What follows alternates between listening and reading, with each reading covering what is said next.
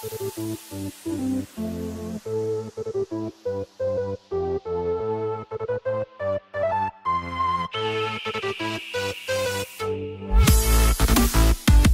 Aussie gamers, and to everyone that loves video games and things alike, this is the Aussie Gamers Express video game podcast. Born and bred within the land of opportunity and slow, overpriced internet. For news, reviews, and video game related fun, keep listening along with your hosts, Lucas and Red.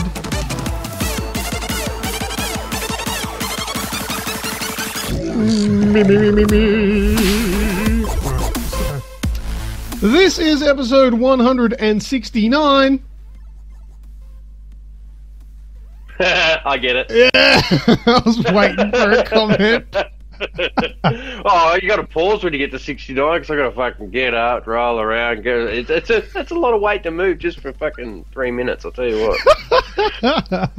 And today is Wednesday, the 26th of April, 2017. Welcome to the Aussie Gamers Express video game podcast. I am your host, and here with me is my co-host and very good friend, Red. How are ya? Very clean of mind, apparently. Yeah.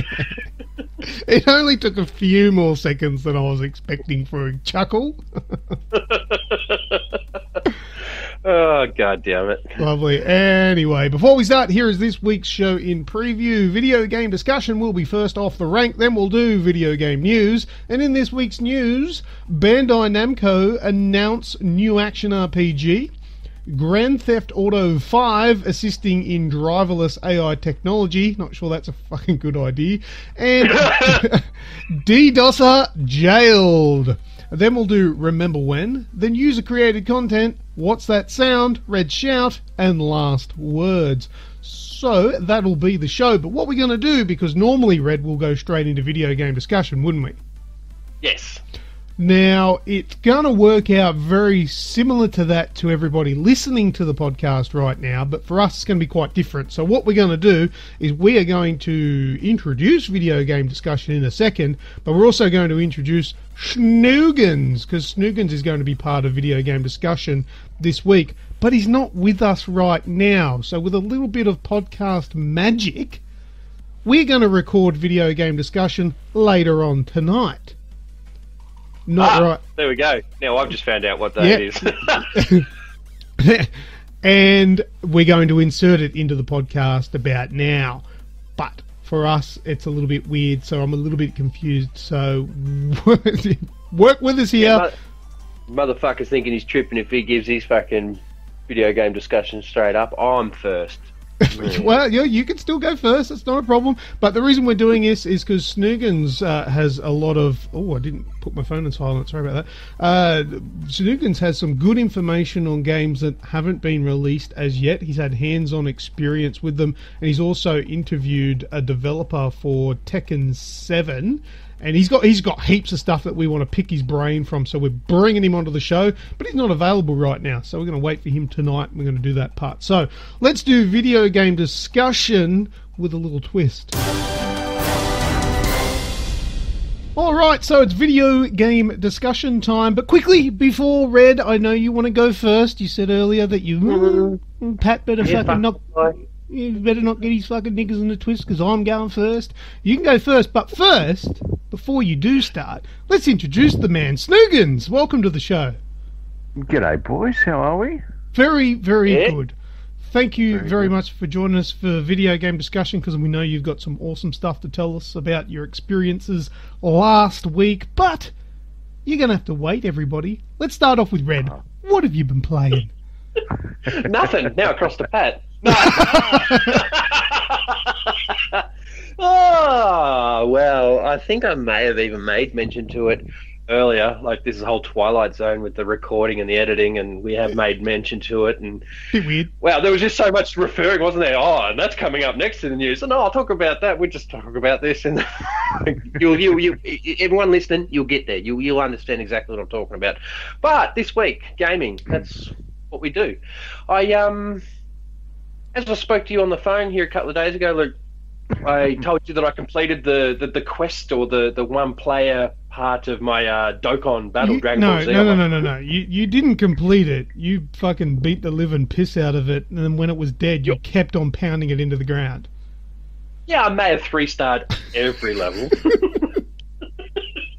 Every single level, 21 areas, an average of about 6 levels per area. And yeah, so I've completed it. And for free to play, that gives you that sort of amount of time of play game time. I will emphasize now, it's about 100 hours. 70 to 100 hours given success rate, because you're not going to finish everyone first go. You learn from your mistakes, you build your team, rah. And every time you beat a level, it gives you a bit of premium currency, so you can go towards creating with a heavy RNG aspect, but you go to creating your team and making it a bit better.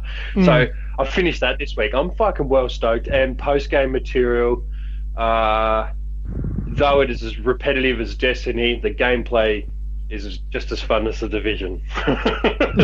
If we're going to talk fucking post-game material. But yeah, so fun. It's swaps and changes every night. You were doing something this morning and said, I'm going to be 5 more minutes before we start recording. I'm like, that's cool. I'll do another 2 boss battles and try and grind out this card that I want to, this guy that I want to add to one of my offshoot teams, because you don't just build one team, you need horses. There's horses for courses, not unlike an MMO where certain builds you take into certain situations in order to excel. So that's what I'm doing now. I'm building subsidiary teams for different challenges and everything, and it's just adding replayability. I can't boast and talk this game up enough. If you're a Dragon Ball Z fan, definitely check it out. You probably won't be hearing too much from this point on unless something drastic happens in my life. But yeah, that's Dragon Ball Z Dokkan Battle, been done to death on the podcast for the last 4 weeks. If you do like Dragon Ball Z, just join the podcast, get amongst it, let me know what you think, and I will give you some tips and hints along the way if anyone's got any questions. I played that for about 3 hours today. Dokkan Battle? Yeah. Are you telling me lies? Yep. Yeah. Oh, I was about to say, fucking wicked. Where'd you start off with? Where'd you go? Did you go green or did you go red or what? No, I am going to play. I am going to play it though. Try it out. Just check out the aspects of what I'm talking about. Yeah, it's fucking sick, and it gives you enough premium currency to at least keep you active for, as I said, 50 to 100 hours. I'm going to play it this week and talk about it next week, simply because not to take anything away from what you're saying about it, but if I like it, it must be good, because you're a fan, it could eat. Whoa, hey, Cass, sit. You could be rose-colored glasses, maybe. No, I know exactly what you mean. If I had rose-coloured glasses, it'd last 30 hours, not 100, because then I'd start to poke holes in it. There has to be enough there to keep me going. Probably. But even the gauge it, so it's good, it's great for the fans. What about the non-fans? Is it any good for the people that don't know anything and don't particularly like Dragon Ball Z? So we'll do that as a little bit of an experiment. Yes, I'd like to hear that. By the sounds of it, you're going to be playing Dokkan Battle and GTA Vice City. Yeah, that's it. Oh, that's later in the show. How did you do that? We're going back in time. How did you do that? You just forecast something for the end of the show. Spoiler alert! Fuck. Spoiler alert! Moving on, you and I, you've noticed, if we'll get the violins out, the slight decline in my gaming habits, and you were like, right, you weren't taking no, yes, or fuck off for an answer. We were playing games. Yes, the other night. Yep. And we played and dominated on Rocket League. We did well. What did I say to you? I said, you're more accomplished than someone that just pulls shit off every now and again. I go, take my hat off to you. Oh, you're more consistent than lucky. You were pretty impressed with some of those air shots, weren't you? Well, it helps when you can put your trust in someone to be able to do that. Not even just 70% of the time, hit the ones that look like you're going for, because then I'm not always looking to back you up, or not you as in you, but your unknown partner at any given stage. You know what I mean? Yeah. I had a little bit of faith in you, if you know what I mean. and that led to me setting myself up in more attacking positions, and we're able just to bounce off each other, and it was really, literally, no pun, it was heaps and heaps of fun. And then we turned around and you go, what next? And I went, well, you know what I've been doing? And I blew your hair back when I told you I've been playing Trials Fusion. I know, we played Trials Fusion together. And I didn't suck. No, you beat me on a couple. I pulled a Luke 1 Rocket League. Yeah. we just had a good night. We just hung out for a lot of it and talked shit and have a bit of fun. Us three it was, but because you couldn't download Narco Road and Pat couldn't create Narco Road characters or whatever it was. I can't remember, but yeah, it was us three there. But yeah, we played fucking Trials Fusion and Rocket League, man. How sick was that? Yeah, no, it was good. And then and then we played the Division, and I spat the dummy and went to bed. Oh, that's right. We done a survival, didn't we? Yeah. Well, we loaded it up. I didn't fucking survive. The lag's no better though. Oh man, that was. It's because we were trying to rush it. Yeah, it was. It was because we were tired. Well, I was tired. It was late at night. Yeah. Yeah. And you guys went off to bed, and then I stayed in the dark zone until 2 a.m. Fuck, Pat loves it. Something fucking wrong with me. There is a little bit. For a stamina mod and a handgun. I got absolutely nothing but satisfaction from annoying people. Yeah, you do that though. Far out. That's awesome. I installed and updated Skyrim on my PlayStation 4, so I now have it on my laptop, Xbox One, and PlayStation 4. Have you finished it on any of them? No, you don't finish those games. No, talking of Bethesda games and never finishing them, I actually this week got further in Fallout 4 than I ever have. Hey. I popped a story-related trophy and I went, fuck. I must have gone a bit far. Yeah, fucking slow down, Red. Shit. You're not going to have anything to play in 7 years. But yeah. So well, obviously, I played some Fallout 4 because I've now got the season pass, and that's just put a whole new glossy shine on it. And Pat, you're one of them, and I think you reviewed a couple of aspects of the fucking DLC, and you said, take this, leave that, you don't really need any of this, that's not that fun, like the contraptions one and shit like that. Put them all together, it's pretty fucking sick. Yeah?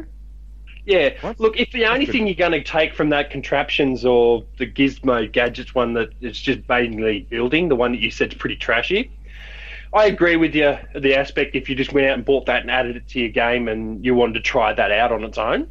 Yeah, it was all that was available at the time when I... That's what I mean. There's nothing there. But I'm just saying now, as part of a season pass where you're downloading everything at once and just a way you can slot in, I've now got conveyor belts and 2 things in my at Sanctuary in my home base that just produce ammunition. Oh, awesome.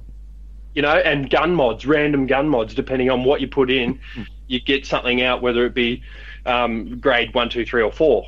Sometimes you can get the top end scope for an assault rifle that'll punch one out for you, and you go, oh wow. So yeah, no.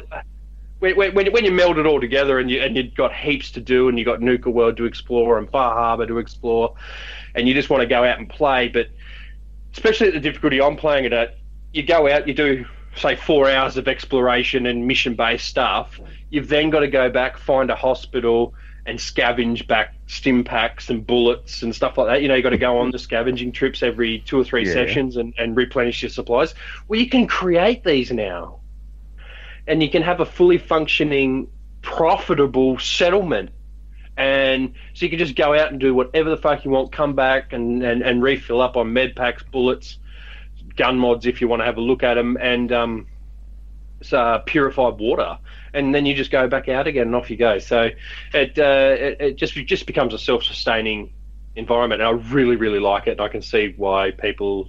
I got a mate, he's almost level 300. He's a bit of OCD when it comes to these sort of games, but I can see how you can justify that sort of time spent with them. But yeah, so played a little bit of Fallout 4. Last major thing, I have started a My Career mode on NBA 2K17, which is really cool because it goes together with another application. There's a My 2K or My NBA 2K app that you can actually earn in-game, in PS4 or in console game currency from your phone, send it across and use it to upgrade your character. So that's really, really cool. I got suckered into it because I watched my son playing it. I'm like, that's not how you do it. Give me the control and then give me the disc back. I'm putting it in my PlayStation and yeah, 3 days later, halfway through my first season. So 3 days later, you see the light again.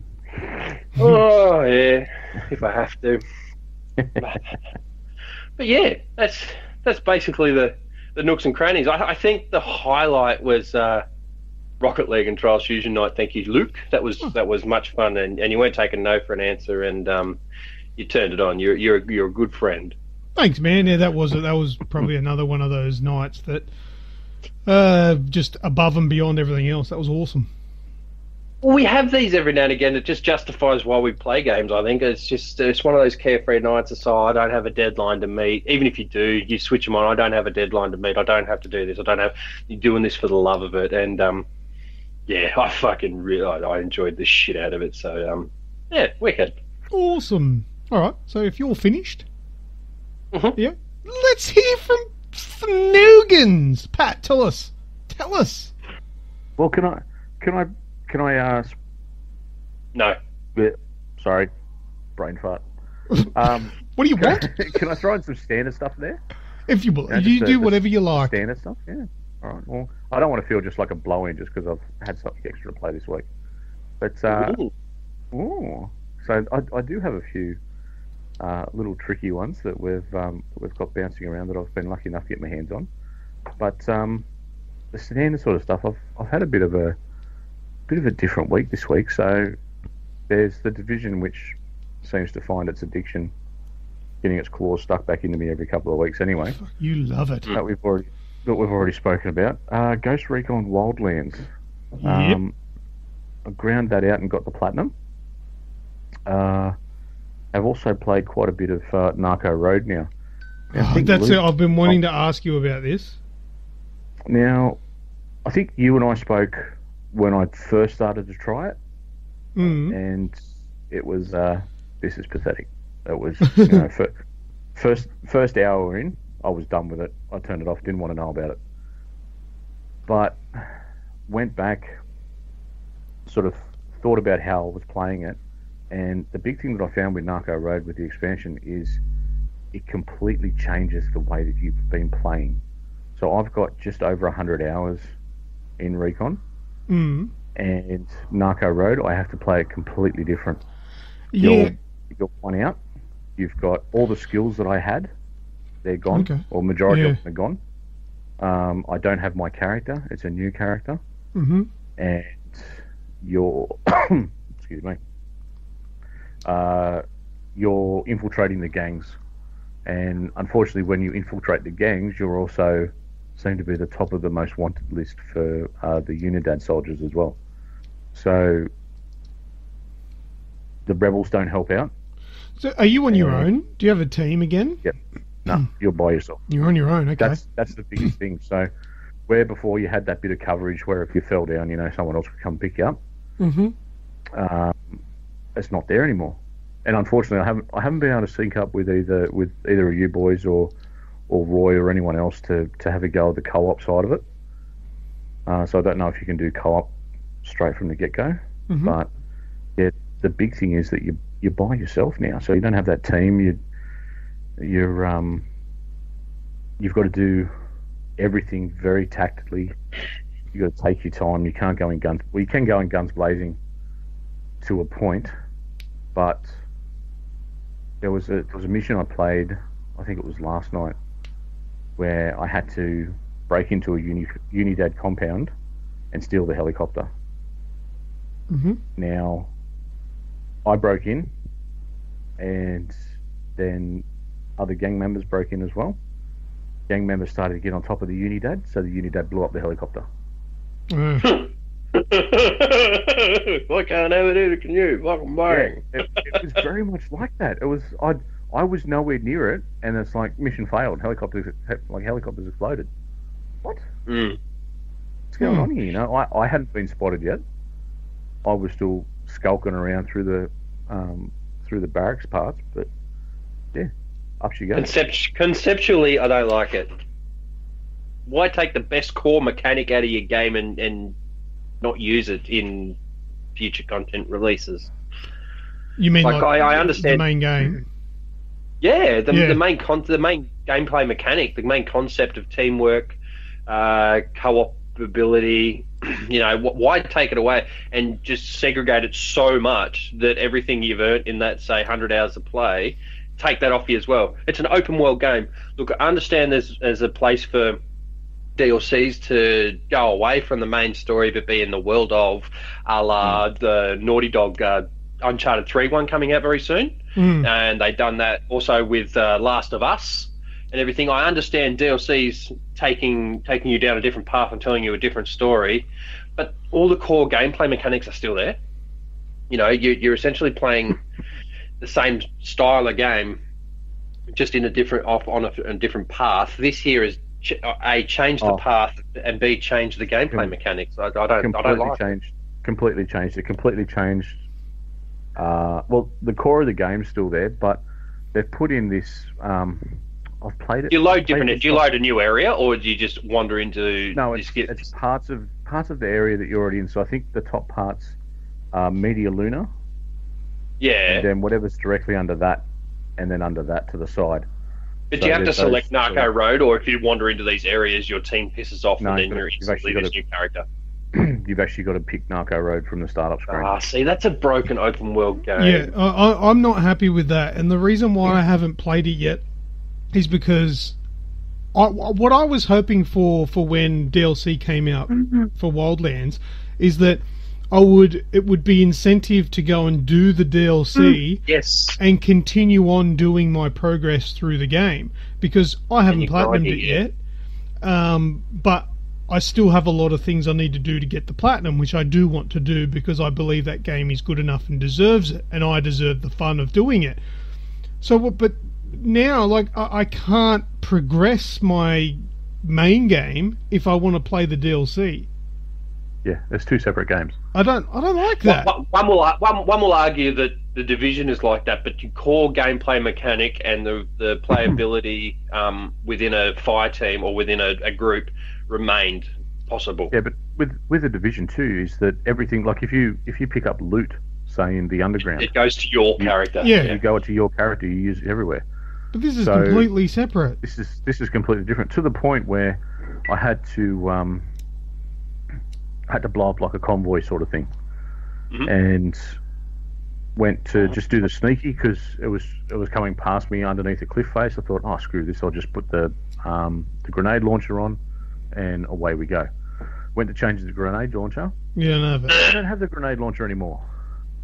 You don't have the good explosions, and you don't have the good C4, and all that work you've done means nothing. So like, I mean, it's probably it's the stuff that.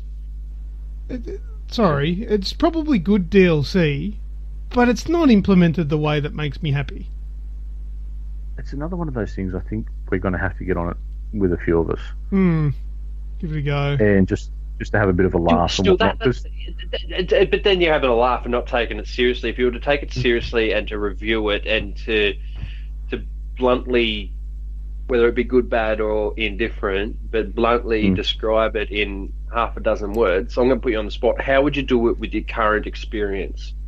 As in, you've got to take into context what the game is and has been to you.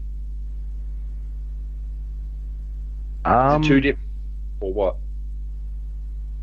No, it's just trying to pick the right words to do it, because you can take the cynical approach and say it's, you know, I've done all this work and it's, you know, I've now got none of that. Oh, if it's fun and rewarding, then so be it. But there's no progression. I can look at it. Well, it's hard because I do have the platinum. I've got nothing left to do in the main game. So this is to the point. Like when I brought up that, I said to Luke, that it was shit. I'm not going to bother with it, whatever. Now that I've actually sat down and gone, okay, well, it's because I've got to change the way that I play, and it's a new game. So you've got to collect followers. I can't remember what else it's similar to. But Need for Speed. Yeah, very similar. And you know what? It very much is that, because you've got areas where you've got to drift through a corner. And Watch Dogs 2. Yeah.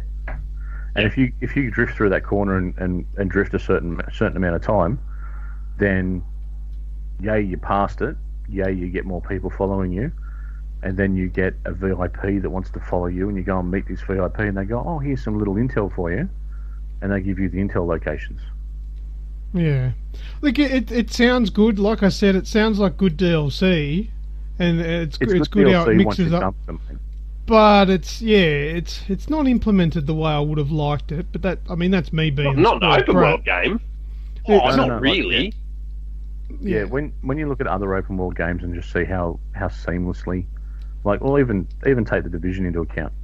You go back to the main area. You're in the main game. You're still in the same normal game. You've got your normal character, your normal builds, whatever.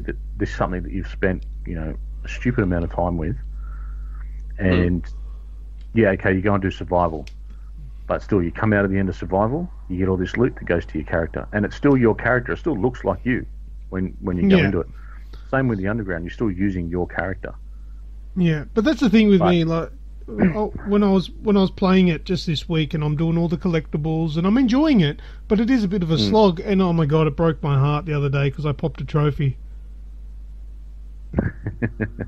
You popped a DLC trophy. Oh no. No, I popped a trophy, which upset me. It was the 50%. Oh, I remember. Found half the intel. Which then made me think, fuck, there's still that again? It's all right. Once you're doing only intel, you find it real quick. Nah, but that's the thing. I'm doing everything. I'm doing areas. Yep. So I'll go into an area and do everything in that area, and then move on to another one. I've still got a billion to do. It just seems like it's never ending. Yeah, it did seem. It seemed to be the last sort of. So the Division. Yeah, the last sort of 5 to 10 hours just kind of flew by. Your feet, wait for it to pop. Yeah, there was somewhere it was. I'd have to go and respawn areas just to get the convoys to reload up, just so that I could get the skills trophy. But other than that, with all the collectibles and stuff, they fly through pretty quickly once you start getting a roll on with them. You just said then, Luke, that you said you were spoiled. I just want to address that, or whatever, however you referred to it, like you're expecting too much. Yeah.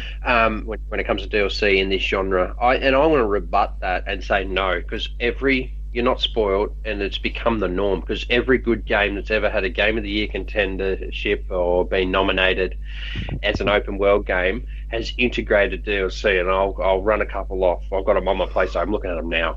Dragon Age Inquisition, Fallout 4, Skyrim, Final Fantasy 15. All the DLCs are incorporated with your main character, within progression of the main game. Diablo, it's all there. So you're not spoiled. I don't think you're spoiled. I don't think there should be any negative notion or opinion on yourself, or no one has the right to put one on you for saying, I don't think it's right, because I don't think it's right either, for this justified reason. You know what? Separating the two parts, it's a cliche cop-out. Sorry. It's something that can work. It really can, and it is a really fresh take on how they do it. But you have to be finished with the main game. Yeah. But as you said you run out of stuff to do. Wouldn't you like an addition to the thing that drew you to 100 hours worth of gameplay, as opposed to feeling like you're starting again? But the thing, well, that is the big thing, and that's the big kick in the teeth, is when you've got when I had it. To be honest with you, though, if I'd gone in with my character, I'd be near on finished already with Narco Road, because of how powerful it was. Yeah, but they could have done things like put you in scenarios. Yeah, you're going into a legal street race. You got to drop all your weapons here at the gate. Yeah, stuff like that. Yeah. But what I don't like as well, that okay, so you go into Narco Road, you spend 20 hours doing that, and then when the next DLC drops, does that 20 hours mean nothing? Because by the way that it's going to be released, you got to drop that way character. that I'm seeing the other stuff. Yeah. The next one's OSP, isn't it? Your on-site procurement. It's like a survival. Start off with a handgun and try and work your way out of the forest. Yeah. Yeah. That's what I don't like. Is that let's say I'm halfway through the collectibles, and I want to go and play Narco Road now. I spend 20 hours on that and come back to the collectibles. That 20 hours, as much as it was fun, it's I don't have anything to show for it. No. There's no progression. Yeah. Whereas what I would have preferred is, give me specific things that I can't use in the missions to make them trickier. Raise the level cap 10 levels, and make the shit harder. Yeah, that would have been the better way to do it. Yeah.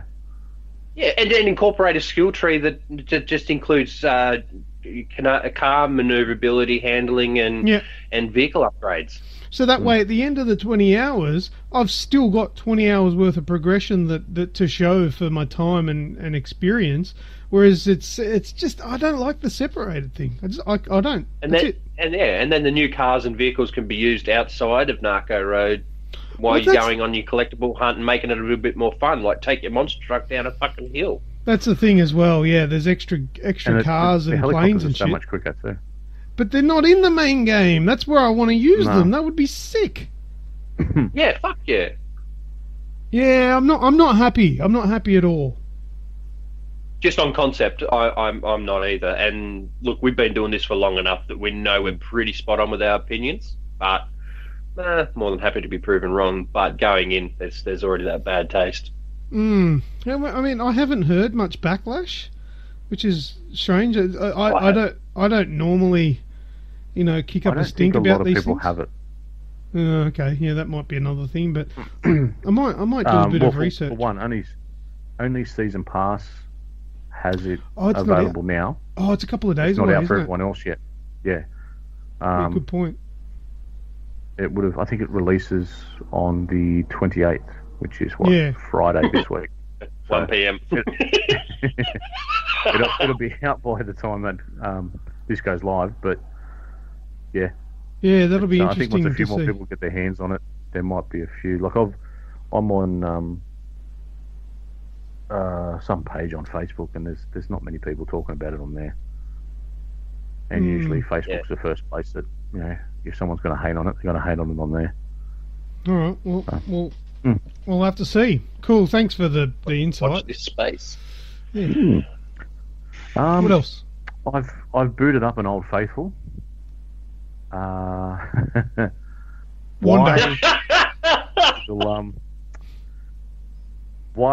I've done this will be a little bit more understandable shortly, because I've got something in the pipeline. But I've booted up Wanda. Oh fuck! I just said that as a joke.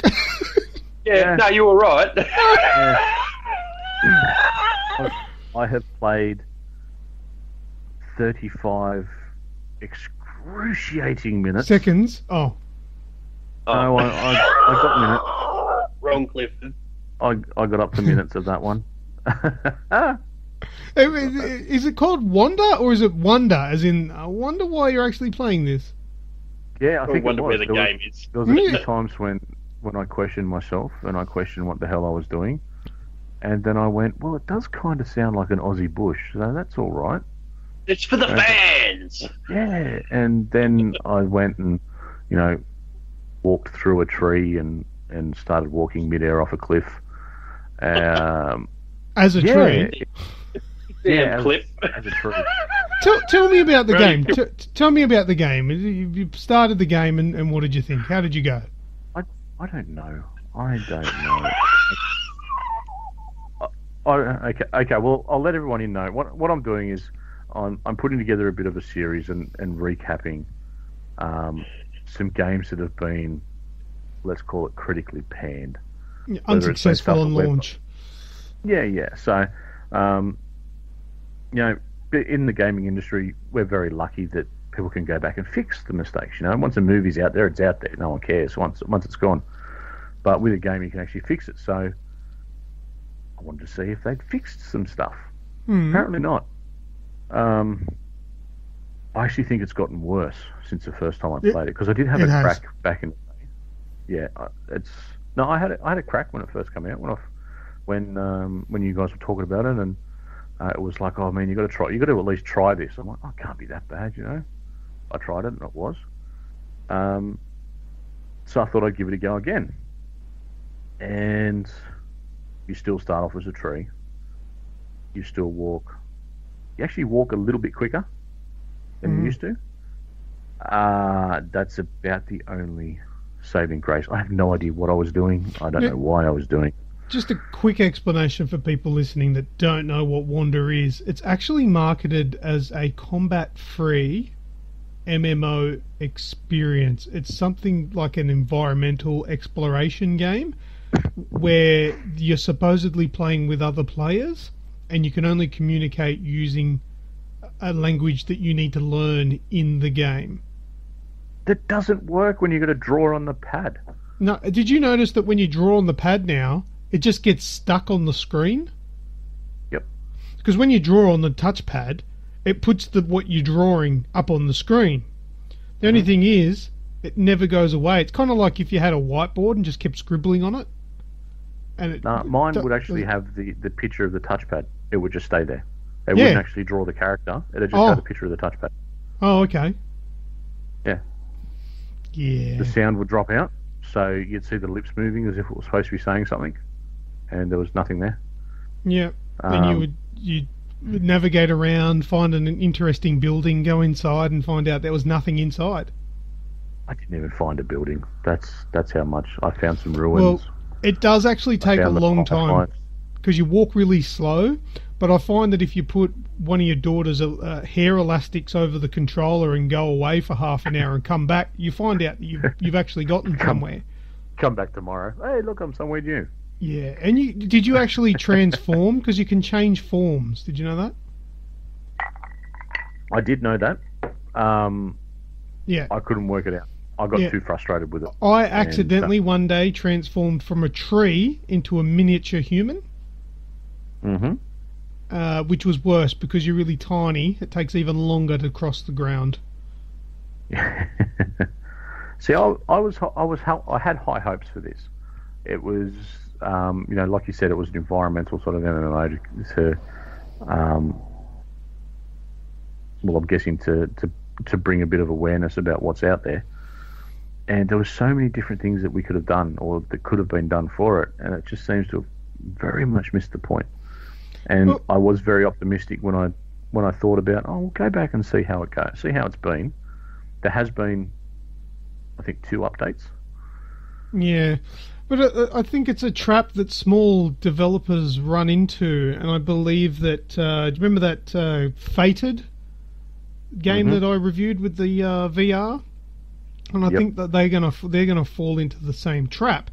Is that I think they try to get their game out a bit quick to gauge like its response, and whether they continue working on it depends on how it's received.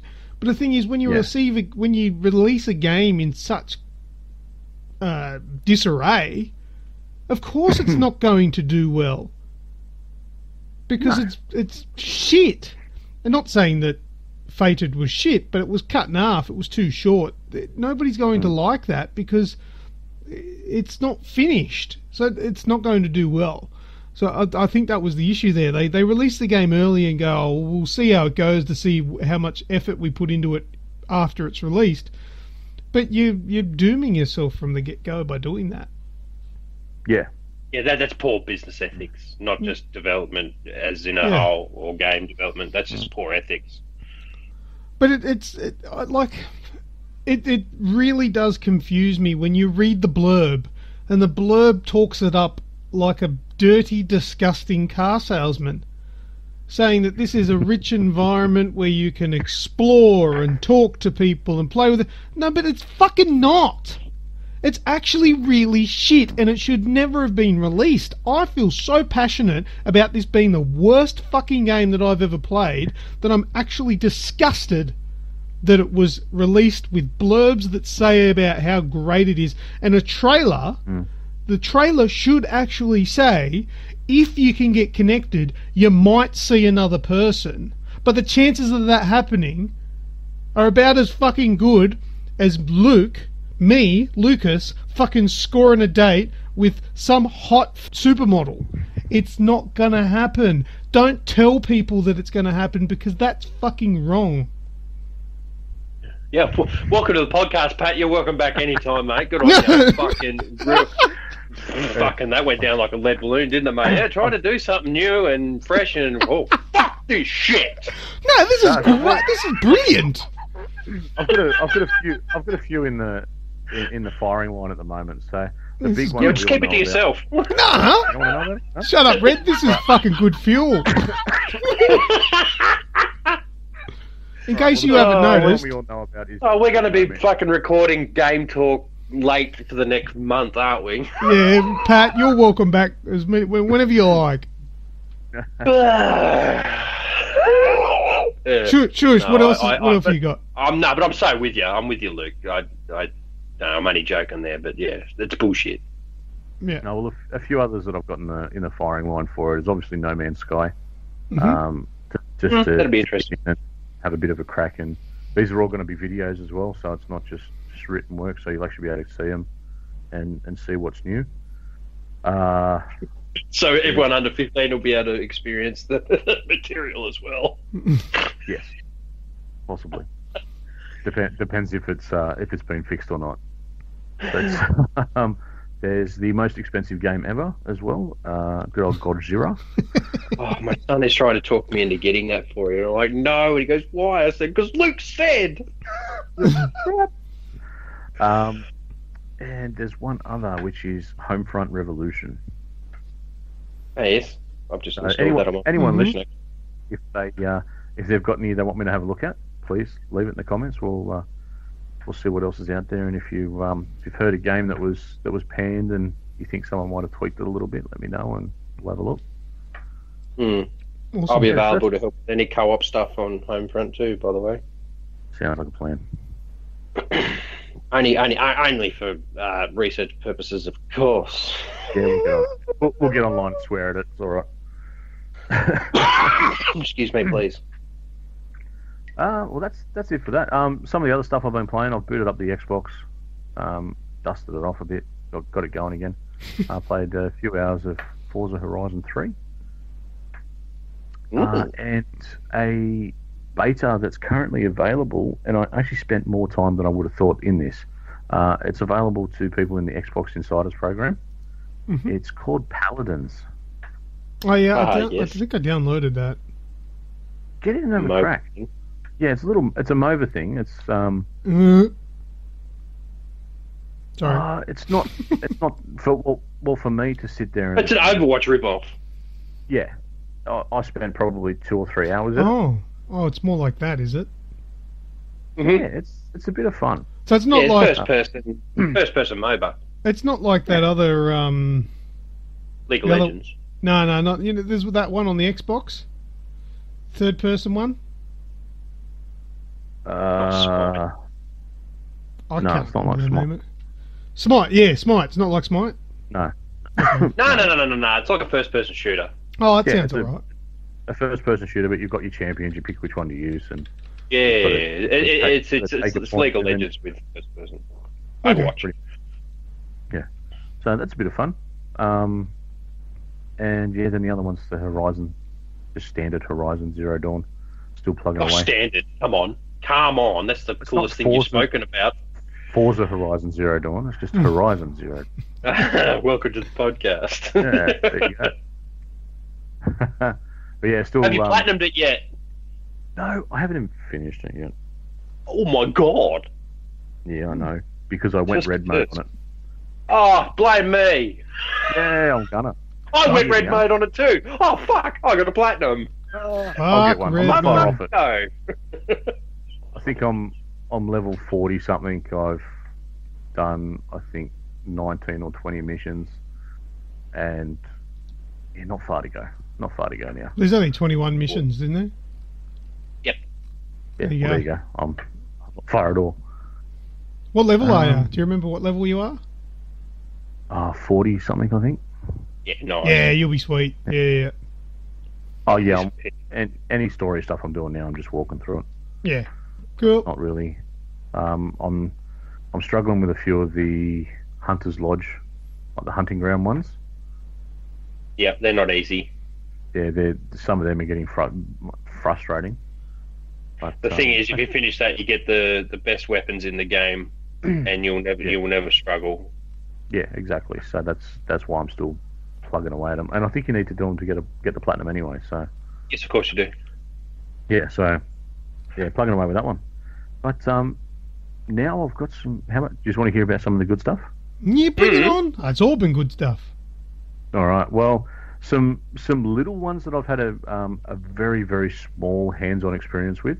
So last week I was lucky enough to go down to Bandai Namco, and they've had. I was there for one game in particular, but they had a couple of other little ones set up that they said, "Oh yeah, go on and have a crack."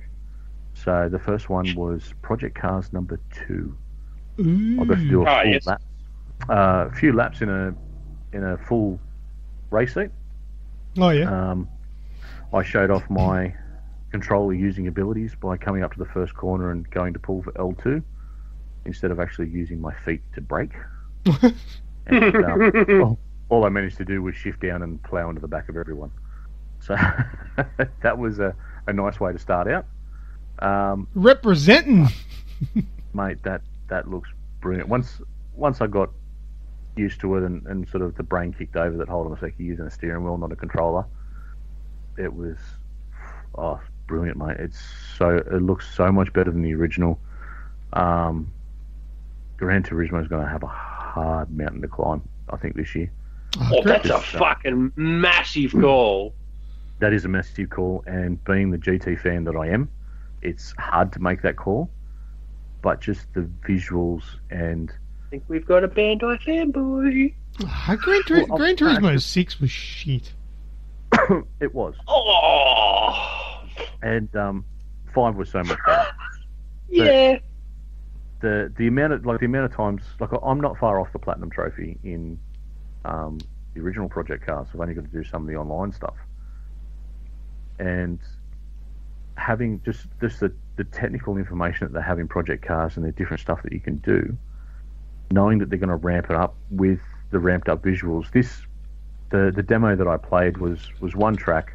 Unfortunately, it wasn't panorama, but they were showing off the lighting engine and the day-night cycle. So in the course of, I think, five laps. Le Mans. I think it was Monza, actually. Yeah, it'd be one of those 24 hours where it's got the high hyper time schedule. Yeah. So in 10 minutes, I did about 24 hours worth of time. Yeah. And beautiful. And just sitting there, and you come down the main straight and watching the clouds roll in, and watching the night sky roll through. And was there a good glare effect when the sun was coming down? Brilliant. And it's not like in a lot of others where it completely blares out the screen, but it's like you're looking out the front window of a car. Like, you can sort of move your head that little bit to see a certain part of the car still. You can see out that part, all right, but if you sit up straight, you're going to get it hit straight in the face. So that was kind of cool. Yeah, cool. But yeah, it was only the very very small sort of thing, and it was only just to show off the lighting and that. But absolutely brilliant, and I really do think that Gran Turismo is going to fail. Gran Turismo is going to be good, but I think it's moving away from what it's been good at for so long. And I really do think Cars is going to take it over. Nice, good day competition. The other little one that was there was Get Even. Oh, well, yes, please feed me more. Yeah, we're not going to be disappointed. That's all I can really say. So, Get Even is kind of I don't know a lot about the story because I want to just engross myself in it when it comes out. So I've kind of stayed away from knowing exactly what it is, but from what I can understand, it's someone who's awoken in a mental hospital, which is who you play as. The world that you're in is a world that's created via virtual reality. So you're pretty much strapped to a chair with a VR headset on. And Yeah, Matrix, like the Matrix. Is this in VR? No. It's Oh. just that this is what it is. So It's just like the game plays out like your main character is in VR. Oh, give me a so your fucking heart main attack. character's strapped to a chair. And, I remember seeing a trailer for this years ago. Yeah, a while ago. Yeah. there was an initial release a little while ago, which we covered. So it's a first-person view. I think you're like a detective that's trying to. You're a detective that's pretty much broken because your last case you had to rescue a kidnapped girl and it didn't go so well. So now, for whether it be internal affairs or whatever, you have to go and relive what happened, and that's how you do it through this VR. And yeah, you got to see what you can do differently to get a different outcome or something like that. But pretty much the tagline of the game itself is: what is real? Don't make assumptions. Don't even think. Just focus and breathe. Yeah, it looks good. I'm looking at screenshots now. Yeah. It's a first-person definitely. shooter style narrative. Yeah. First-person view. You've got ridiculous amount of techie sort of gadgets that you can use. Yeah, well, there's a gun here. It's one of those guns that can shoot around corners. Yep. No. That's a lot of fun. Did you play that? Yeah. Oh! So jealous. Like I said, only very small part of it because again, I want to get my hands and teeth into it when it comes out and be lost in it. But do the graphics look as good as the screenshots suggest? yes, It looks nice. it looks good. Is it 60 or 30 frames? Did you tell? Could you tell? I can't. Oh, fucking! If I had Boy, to say, paid the big bucks. you know Yeah. what, mate? The size of the PC that it was running on, it's 60 frames. Oh, it was on a PC, was it? Yeah, Oh, okay. It probably was. I think that one was. Cars was on a PC. Did you say that you can't tell? Can you not tell the difference between 30 and 60? No. Oh, okay. No, you cannot. So many people can't. I must be in a fucking elite. I can tell when it dropped. But Well, if yeah, you put 'em- yeah. I can tell when it drops, but other But than Luke that- can tell when they drop from 80 to 79. Yeah. we have to drop from fucking 30 to about 12 and we go, fuck, frame rate issues. going on here. Yeah, that's very much what. Yeah, I don't know what it is, but yeah, I can tell because it's the smoothness of the movement that gets it. But yeah, I don't know. I can tell the difference between like if like for instance what was Uncharted being a 60 frame game, so I could tell that I knew that was running in 60 frames just because of the, like you said, the smoothness and the little details that come through, but I wouldn't be able to tell you which one's 30 and which one's like if you 30 and 60. I can't tell you what's what. Okay. Yeah, look, I mean, different games. I can Same games fucking stand next to each other are good, but different ones. Yeah. I can tell you what's 30 and what's 60, but that doesn't help me when I'm playing the games. Yeah. That's not going to save me in a Call of Duty Online match. Mhm. What do you mean I died? I could tell that was 60 frames. No, I'm terrible. Well, it's run at 140, and that's just because that's what he runs at. What was that? That's because in COD you've got a 12-year-old that just naturally runs at 140, so everything sees it before it happens. He's hyper vigilant. Nice. All right. Well, I'll look forward to that one. What else, Pat? That's another. One that I have been waiting and waiting and waiting for so long. Little Nightmares. Oh, I'm looking forward to that too. Now, I have Little Nightmares in my hot little hands. You do. And I've been playing it for a few days now, and review should be up by the time this goes live. Mm-hmm. How to describe it, though? That's the tricky bit, without giving anything away, because it's one of these games that's extremely story driven, and well, just tell us about the gameplay. How do we play the game? Okay, it's pretty much a side scroller. Mm-hmm. Very much very similar to Inside. Yep. If anyone's Inside, played that or those sort of games. Yeah, Inside, Limbo, Unravel. The other one with Yarn. Yep. Very much similar to that. So you play as, I think it's 6, who's pretty much like a little child wearing a yellow raincoat. Like a little Red Riding Hood thing. Yeah. So it's like those old school little yellow raincoats with the pointy head, and so you're running through this world to do what you do. I'm not going to get into that side of it because you've got to get in there and find it out for yourself. But I tell you what, one of the creepiest games that I've ever played. Yeah, and I like horror games. You get a little bit creeped out when you're playing like a game with Smurfs in it, though. I think I get that kind of feeling. Smurfs not so much. I'm just thinking, you wish I was in the same room because you'd punch me in the face. No. I'll think of some TV Anthony come back with.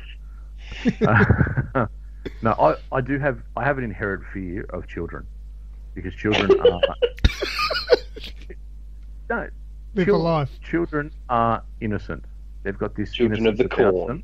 But exactly, they can be downright creepy just because of their innocence, because they don't understand how it works. So having this little figure that's running through a world where it's very dark, it's very twitchy, the way the noises happen. You've got one section you'll be running through like a toy room, and you're this little figure, so you're in a world of people are bigger than you, so you're running through this toy room and you're about the same size as like a toy train. Yeah. And you'll be running around, and this long dangly hand will just come out of nowhere and try and grab you. Awesome. When you die, the scream that she lets out, it's blood curdling. It's just, it's it's definitely, it's very Tim Burton-esque. It's probably a good way of, if you're a Tim Burton fan, you'll get right into it. Is it, are you one like a, have you played Little Big Planet? Not much. You played it before, right? Yeah. You know how you could move forward and backward in the environment? There is a little bit of that, yes. Yeah, there's a little bit of that. So it's not just on a 2D playing field that you're going left to right. No. You can go up and down a bit too, yeah? Yep. Yeah, and there'll good. be puzzles where you've got to traverse back, and to get back you've got to go a different way than you went forward.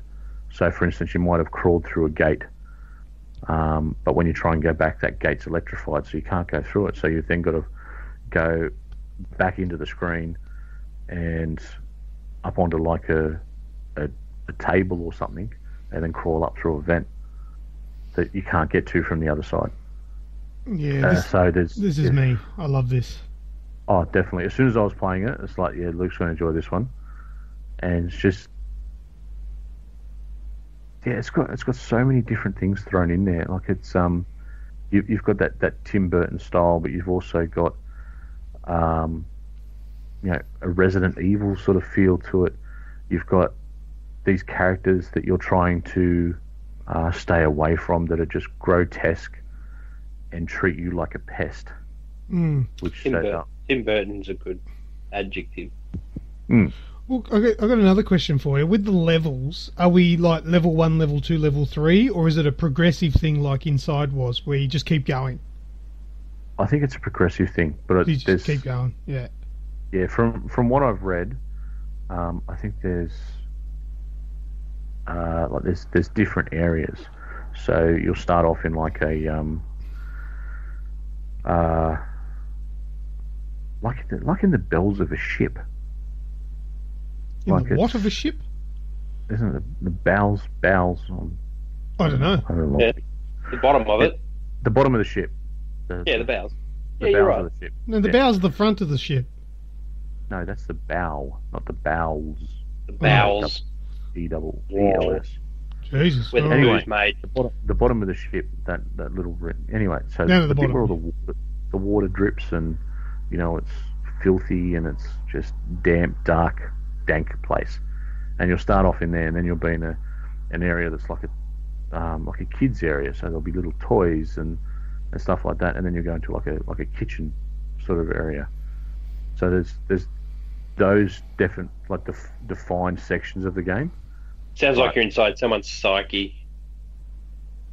Yeah, I haven't finished it yet, but that's a good theory. Yeah. Sounds good. I'm looking forward to that one.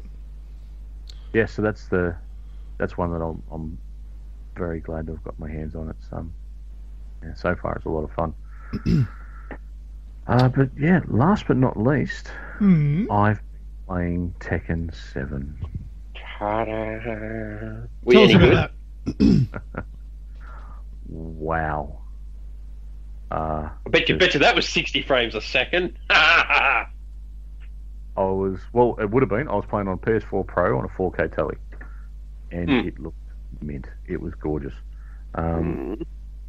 They were also running it in 4K on this TV the PC that was running it was bigger than most family-sized suitcases, and the TV was an 88-inch.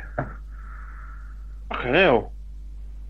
Wow, And factor. it looked mint. It was just the particle effects, just the graphics of it. It was absolutely phenomenal.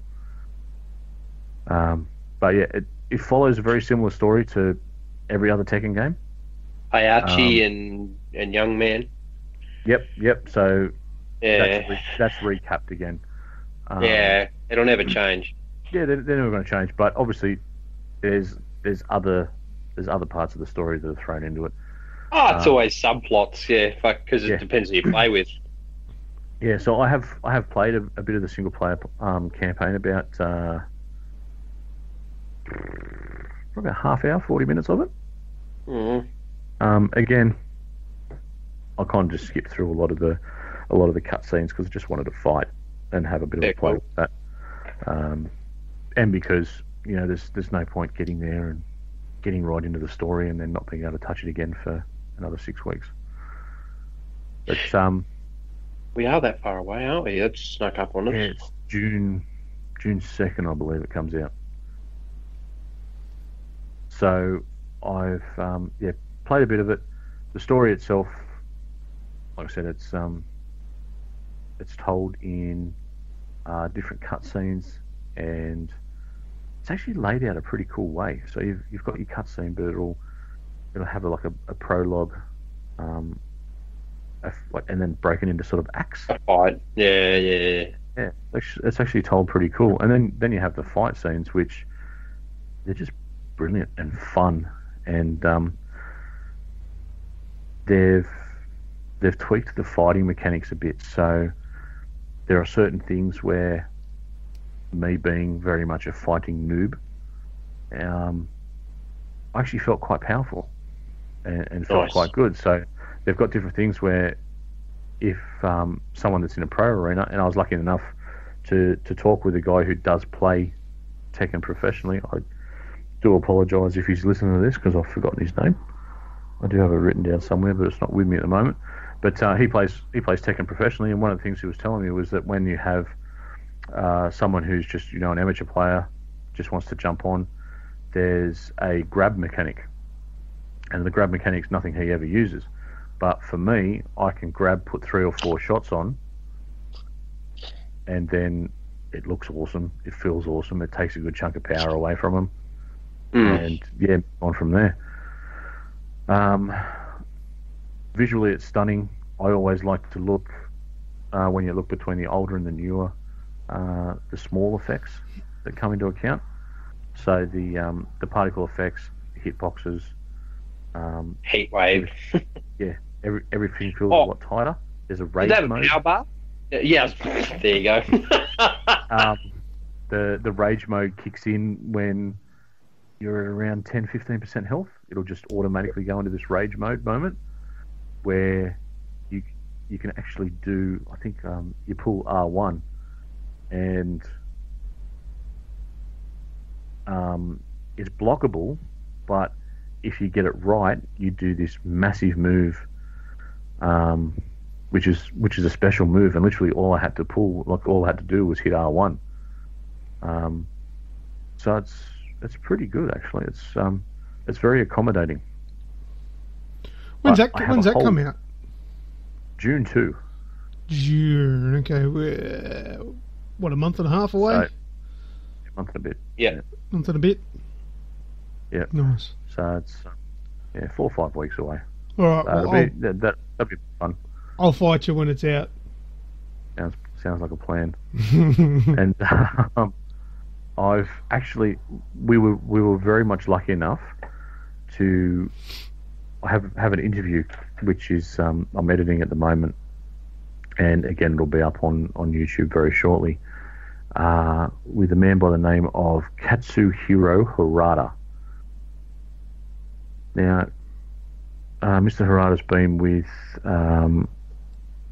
Namco since 1994. He's worked on every Tekken game. He's even voiced a few different characters in different Tekkens. But generally, he's the project producer / director on all of them. So he's given us an interview, which was actually really cool to do because he doesn't speak English. So yeah, he that's seems interesting. to understand it. Yeah, he understands English, but the way that he speaks and just visually how he holds himself and moves his hands, I could actually pick up what he was saying.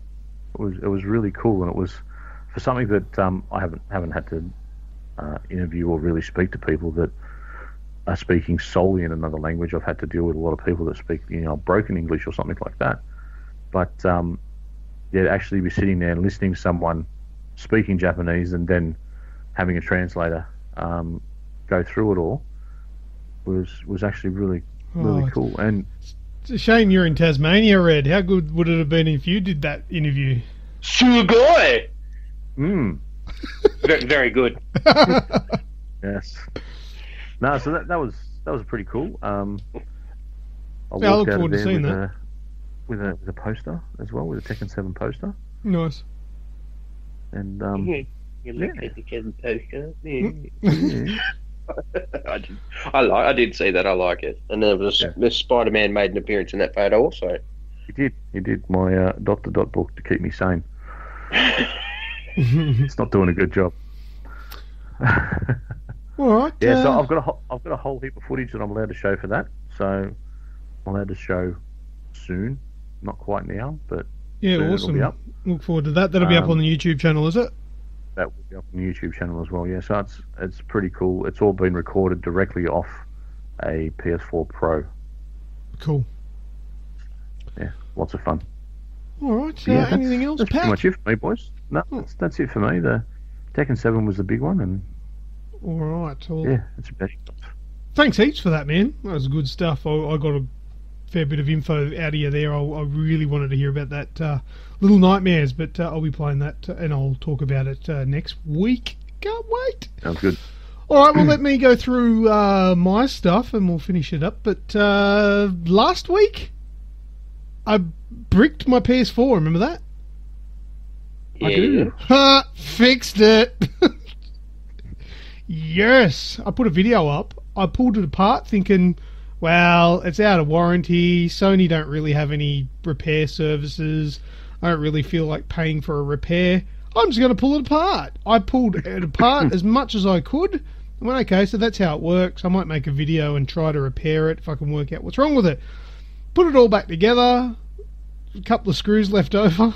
whatever that always happens, no matter what you're doing. That's always the case. They're just extras. They're just... Well, in this case, those extra screws are what was making the PlayStation not work, because I fixed it. I plugged it back in, turned it on, and it works fine. There's nothing wrong with it. I've been using it. I absolutely fixed it. I made a video immediately when I realised that it was working, and actually 400 views on that video. That was pretty cool. People like that stuff where there was issues, but I fixed it. So happy with that. Didn't have to replace it. Didn't have to buy another one. Didn't have to spend any money at all.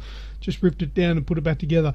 So if that happens, and you're out of warranty, and you've got nothing left to lose, give it a go. You're going to need a special set of screws, though, because they've got those... what are they called? Technics? I don't know. They're basically a star with a hole in the middle.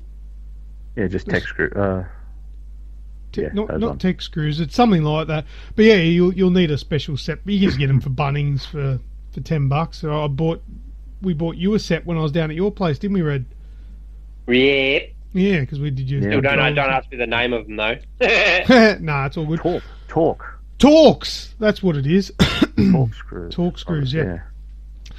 So yeah, fixed the PS4. It is no longer a brick. It's a sexy little console, and it's all cleaned up. All the dust is out of it as well. So good news for that one. Moving on, played a little bit more Mass Effect Andromeda. And Red, do you remember last week? I think you said, or it might have been the week before, whenever I was talking about it, I said I could play the game for an hour and a half, 2 hours, and not really achieve anything because I'm just enjoying myself talking to all the different people. Mm-hmm. And you said that's all you've done.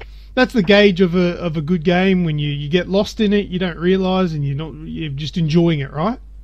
Yeah, it's not how far have I got or how much progression have I made in this instance. Yeah.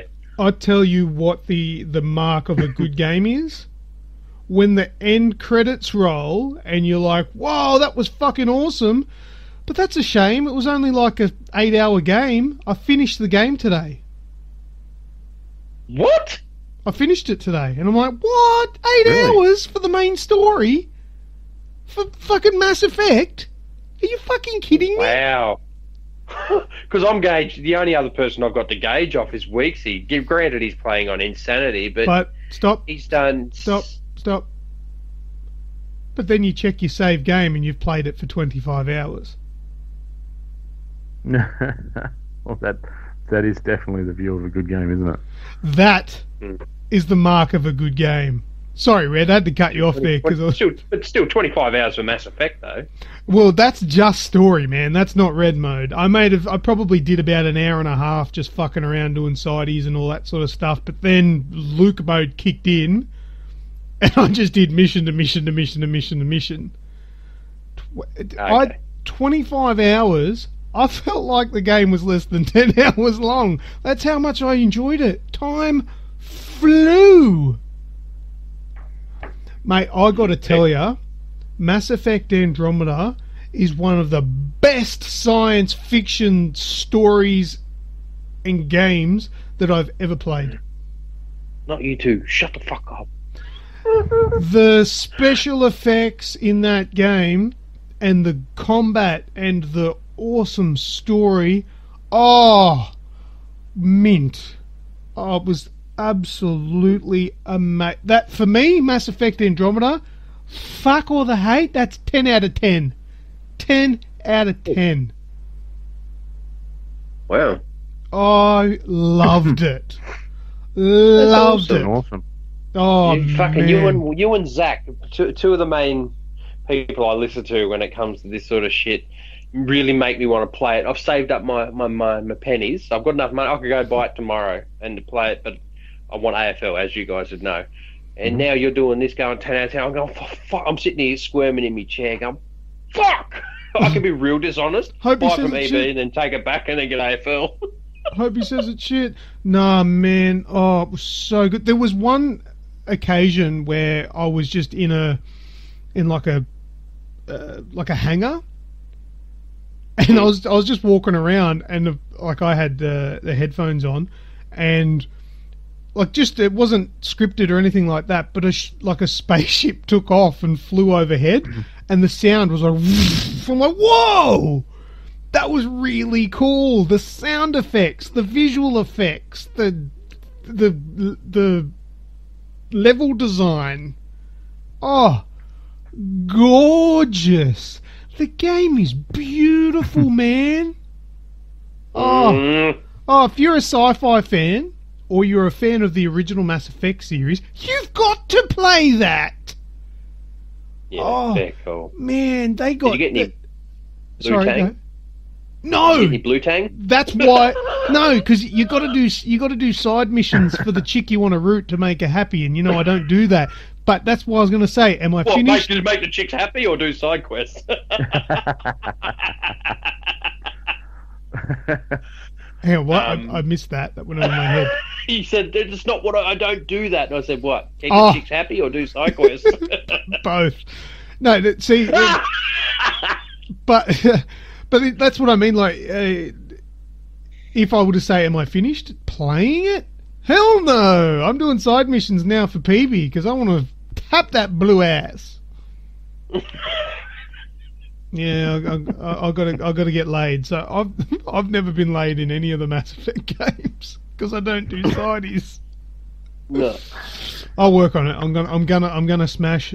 I want to smash PB, Kara, and the co-pilot chick, Suvi. So you could have been late already if you just kept playing poker. Wouldn't have been what you wanted, but you could have got it. Yeah. Anyway, but mate, it was awesome. I loved that game. I loved it. It was amazing all the way through. I felt like I was just hitting peak after peak after peak. Every mission was amazing. It was 10 out of 10. 10 out of 10! When it finished, though, because you did feel like it was only that 8-hour time, was it like a damn moment, or were you satisfied with how it ended? Massively satisfied with that ending. All right, cool. But you've got to also take into consideration that not that Trilogy. It's going to be a trilogy. There's going to be more to it. So while this is setting the foundations, and there's a big sort of resolution, there's still a lot more that's going to go on. You can tell. Yeah, because that's one thing I always find is a very fine line when you get that engrossed in a game and it finishes. There's a very fine line between being happy with how it finished and being upset because it's finished. It's like, is that it? But I was very happy. The way it finishes as well is it finishes and throws you back into the game so you can continue doing everything else in it.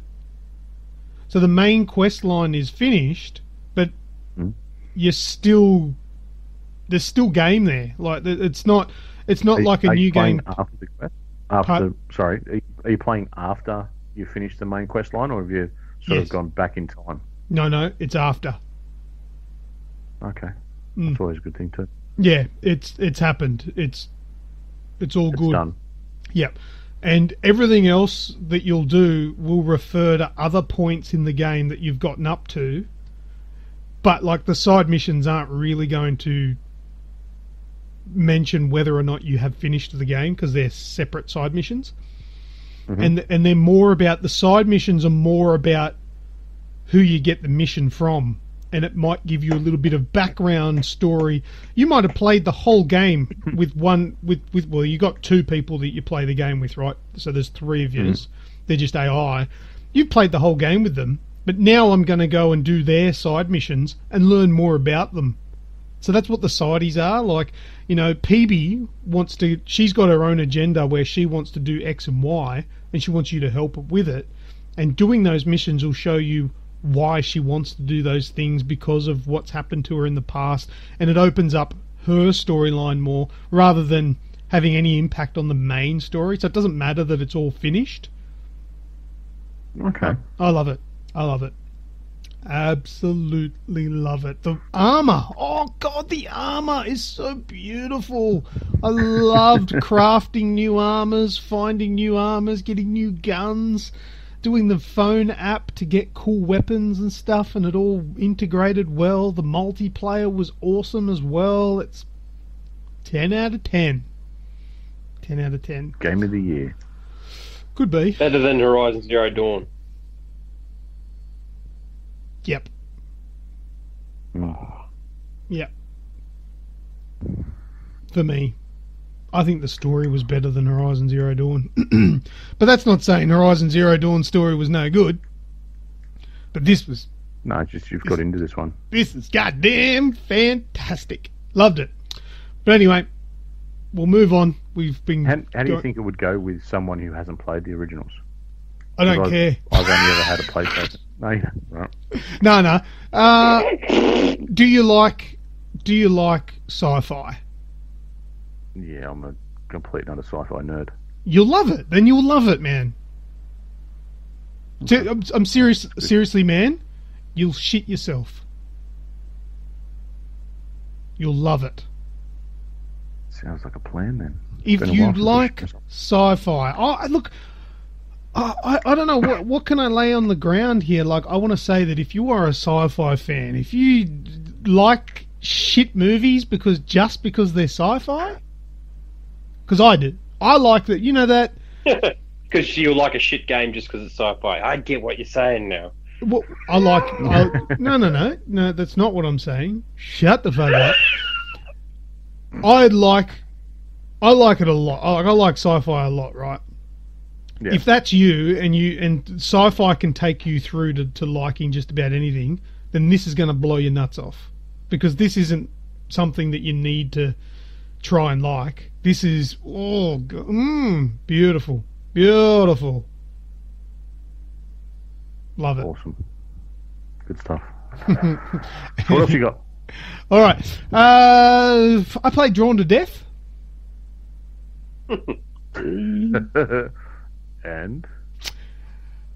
And I also played Lovers in a Dangerous Space-Time. There's no need to dwell on Drawn to Death, is there? Couldn't get an online game at all. On Lovers in a Dangerous Space-Time either. No, have you played Lovers in a Dangerous Space-Time? I have. That's good. It was a little quirky, but I played it in co-op. It's sci-fi. It's brilliant. I played it with Reprimir. So I played it on my own. Yeah, it's actually quite good. Stupid with the love hearts and all that sort of stuff ruins it. I don't enjoy the romance sort of thing. It's a bit silly, but it was cool how you had to manipulate the ship. See, I would run up and control the ship as to where we were flying, but then Jason would have to run to the guns and use the guns to shoot everything, and then he would have to run and move the shields and all that sort of stuff. Not a bad game. For a free game for PS Plus, you've got to give it a go, and I don't know if it has online, but we did couch co-op when Reprimir was here, and I didn't mind it. It was kind of cool. Not bad. Good stuff. I played an Xbox 360 game on that rental service on the Xbox One, whatever it's called. I played Missplosion Man, which is... Never heard of that. Oh, yeah, it's a sequel to Explosion Man. This is like the sequel to it, and you play like a female version. But basically, it's a platformer. You're an experiment where you press X to jump, but you're really exploding, and you can double jump, double explode, and it's just all puzzly platformer. That's all it is, really. Not a bad game, but it's just like Xbox 360 backwards compatibility stuff, but in the game rental thing that's coming soon. Was it a stream or a download? No, a download. It's just a download. Nah, the way it right. should be. Yeah, so it'll work for everyone in Australia. I played the Hydraulic Press Channel iPhone app. Okay. You know why I did that? So you don't have to. That good. Have you seen the Hydraulic Press Channel on YouTube? No. Yes. That's the one. You got it. Yeah, that's the one where he squash shit. He squashes stuff, but it's the really... Russian. Is it Russian? No. I don't know. I've never actually watched it with sound. I just watched the. I can't remember where he's from.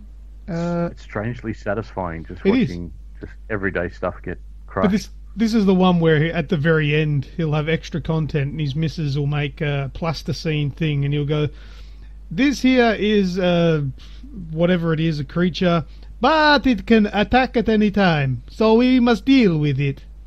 Anybody that has seen the channel will know what I mean by saying that. But anyway, there's an iPhone app. I don't know if it's on. I think it's on Android as well. It's shit. I thought it was terrible. Watch the YouTube channel. Don't play the game. And that's about it. Just we played. Before you jump on, I was going to say, needs more spaceships. Needs more spaceships. Thing on the Xbox, it's the Xbox Games Pass. Yes, that's what it is. Yes, that thing. It's like Netflix for video games. We played Rocket League. We played The Division, and that's it. Very cool. Bloody finite. Fuck. That's like, this is going to be a massive podcast. That's like a full podcast episode just with this segment. Specials. All right. Specials. Anything to add? Anything to ask me or anyone? Red, did you want to ask Pat? Pat, you want to ask Red? Pat, you want to ask me? Do I want to ask any of you? Any questions? No. I don't have any. I have a big thanks for letting me come in and say good day. Oh, that's okay. Always enjoy jumping on and saying good day with you boys. Mate, you're welcome. You're welcome anytime. Did you want me to explain whether or not I liked Mass Effect? Did I explain that? I think we got the gist of it, that it scraped across the line. Yeah, just. Yeah. All right. You all good, Red? Oh, I'm good, Cover. All right. I'm not 100% sure how to do this. Maybe we can say, okay, well, look, because Snoogans, you're not going to be in the rest of the show. So thank you very much for joining us. No, thank you very much for letting me. Yeah, all good. And what? Sorry, go. I was going to say thanks for listening to me ramble on. Carry on. Well, you had good shit to ramble about, so that's good. All right, well, that is video game discussion, so I'm now going to hand over to myself and Red. Hand it off. For video game news. Yes, video game. Oh, yeah, hey, you introduce it, Pat. And coming up next, video game news.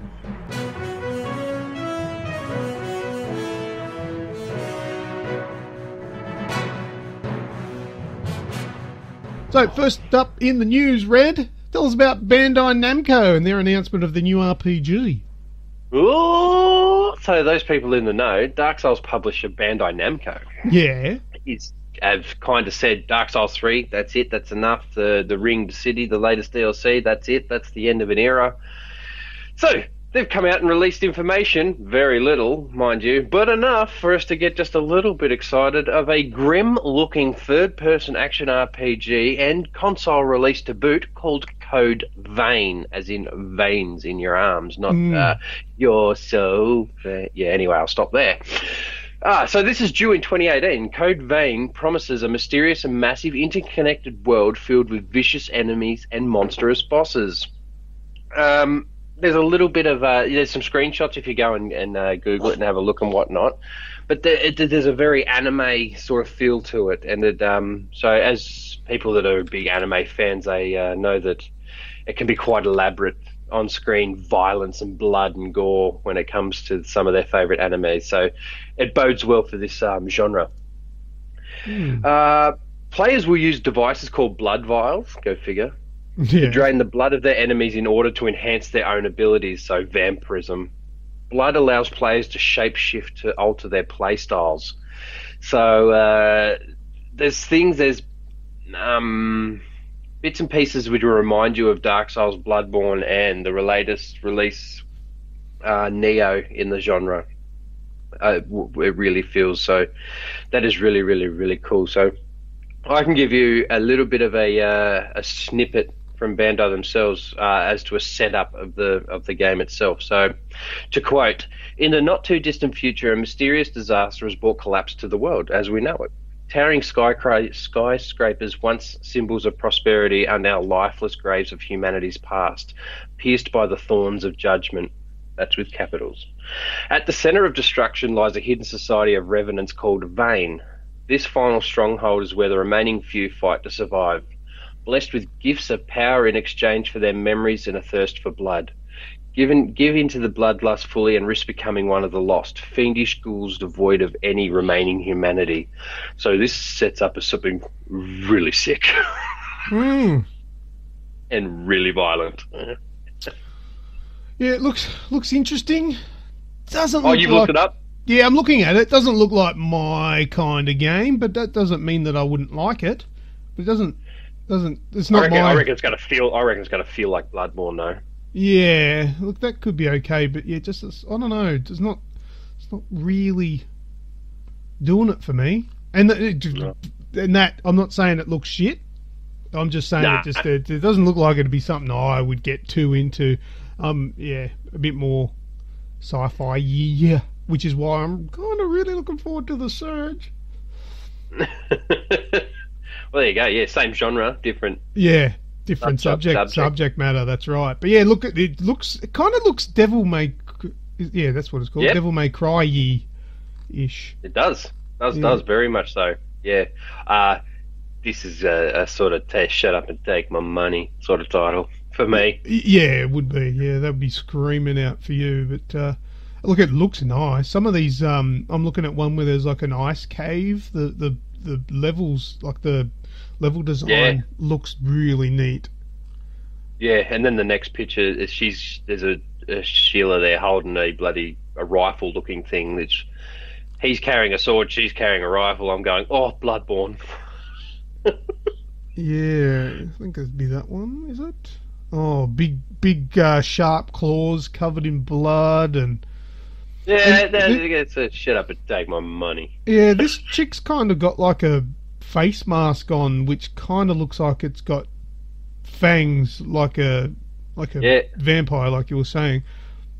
And there's a weird, like, serpentine kind of looking, I guess it's a weapon. It kind of reminds me of the chains from Not God of War. No, the Prince of Persia game. I don't remember. It was Two Cities. Oh, Two Thrones. Two Thrones. That's the one. Yeah, where you had those really sharp chain things that you would fling around. That's what it kind of looks like. Looks kind of neat as well. Look, I'd like to see some gameplay. That's generally where I'll gauge whether it'd be something I'd like. But it looks good. I think absolutely. I think it'll be popular. But these Bandai games from Software, is it From Software doing it? No. No, okay. I don't believe so. Right, okay.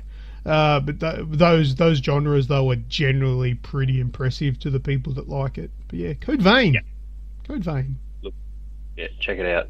That word vein just makes me think of specific things, but I have a dirty mind. Episode 169. That's it. We kind of have to keep it a little bit dirty this week, don't we? Well, anyway, not to get too entwined with 69, but we're up to news item number 2. We're getting there. Careful. GTA 5, they're assisting driverless AI technology. What?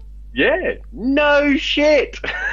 A startup called Neo, N-I-O, no H for the ninja fans out there, is using Rockstar's chaotic open world title to rapidly test how its AI behaves under specific conditions, with the hope of getting autonomous electric cars on the road by 2020. That I understand now. That makes sense. If you can get your AI to navigate GTA 5 without any collisions or injuries, fucking send it to production. Get it on the road.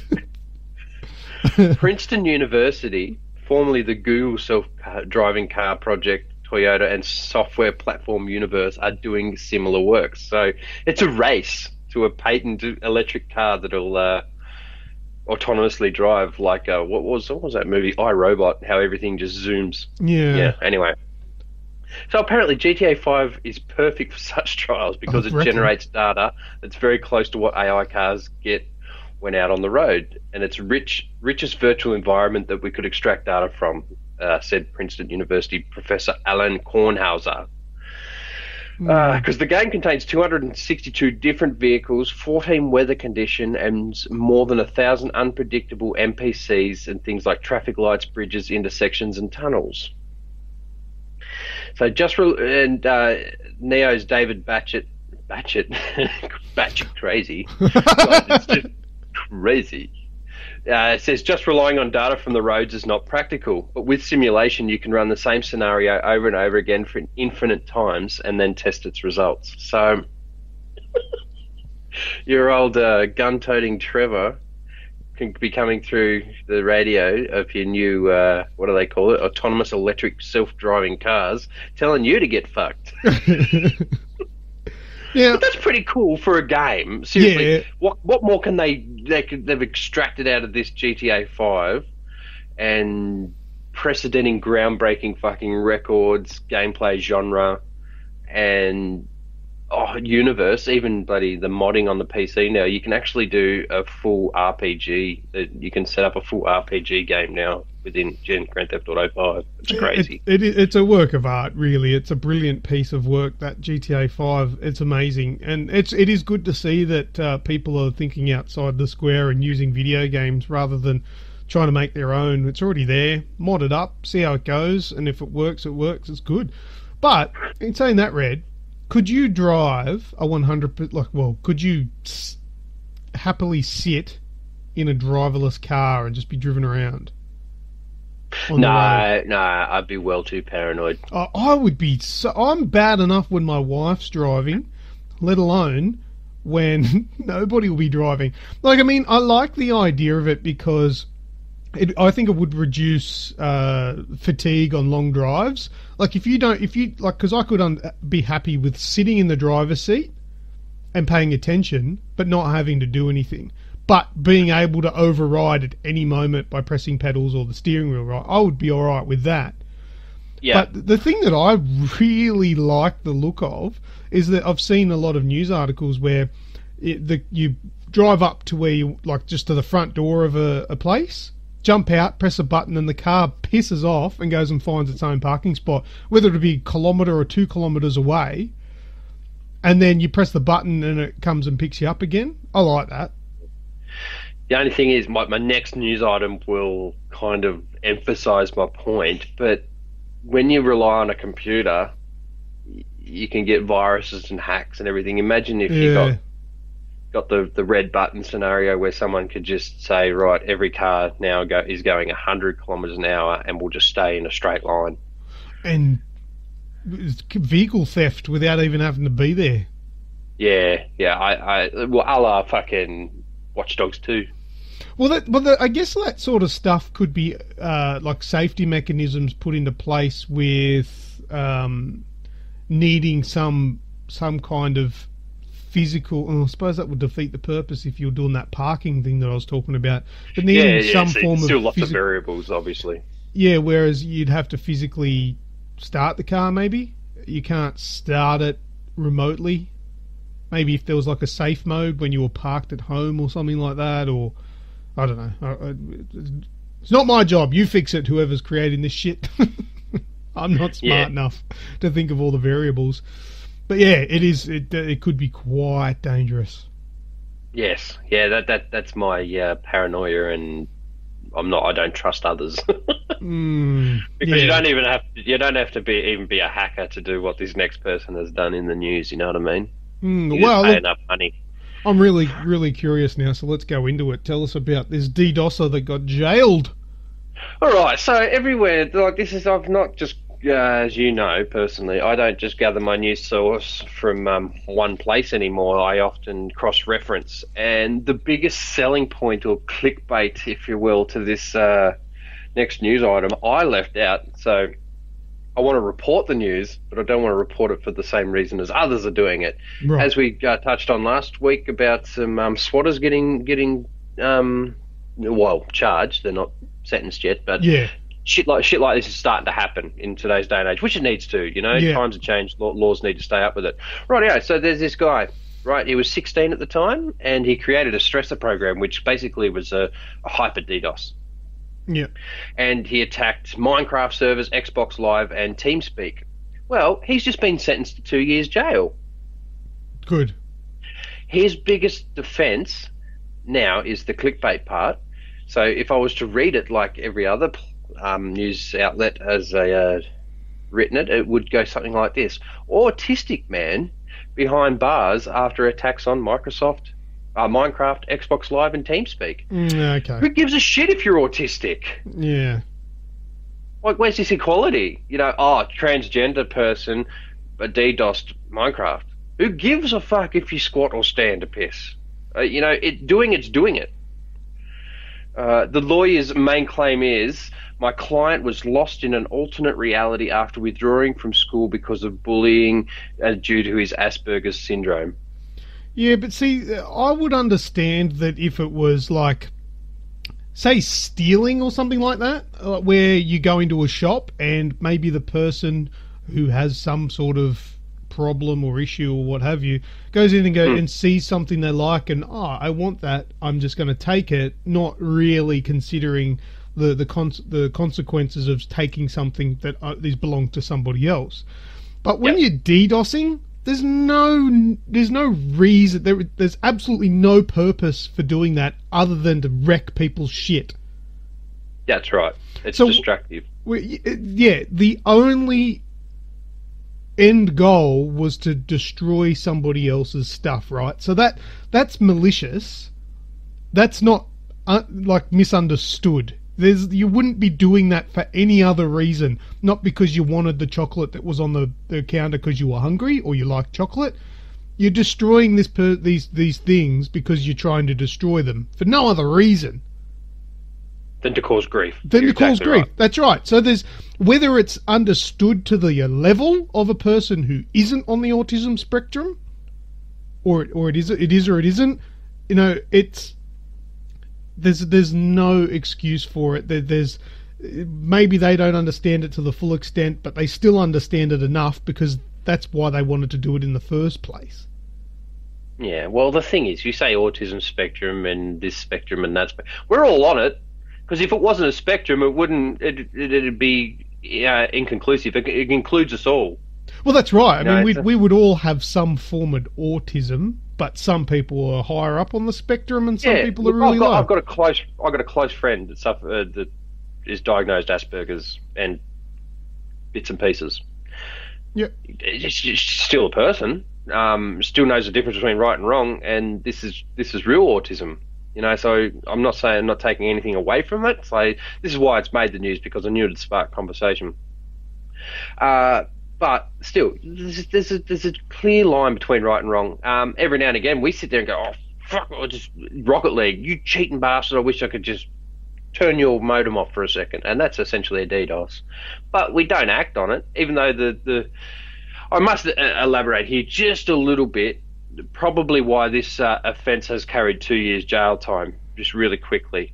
So in the 2 years that it was functional, this titanium stressor program, it has been used to carry out 594 disrupted denial of service, so DDoS, attacks on 181 different IP addresses. He's also sold the program, yielding more than £386,000 in US dollars and bitcoins. Yeah, he's made money off this.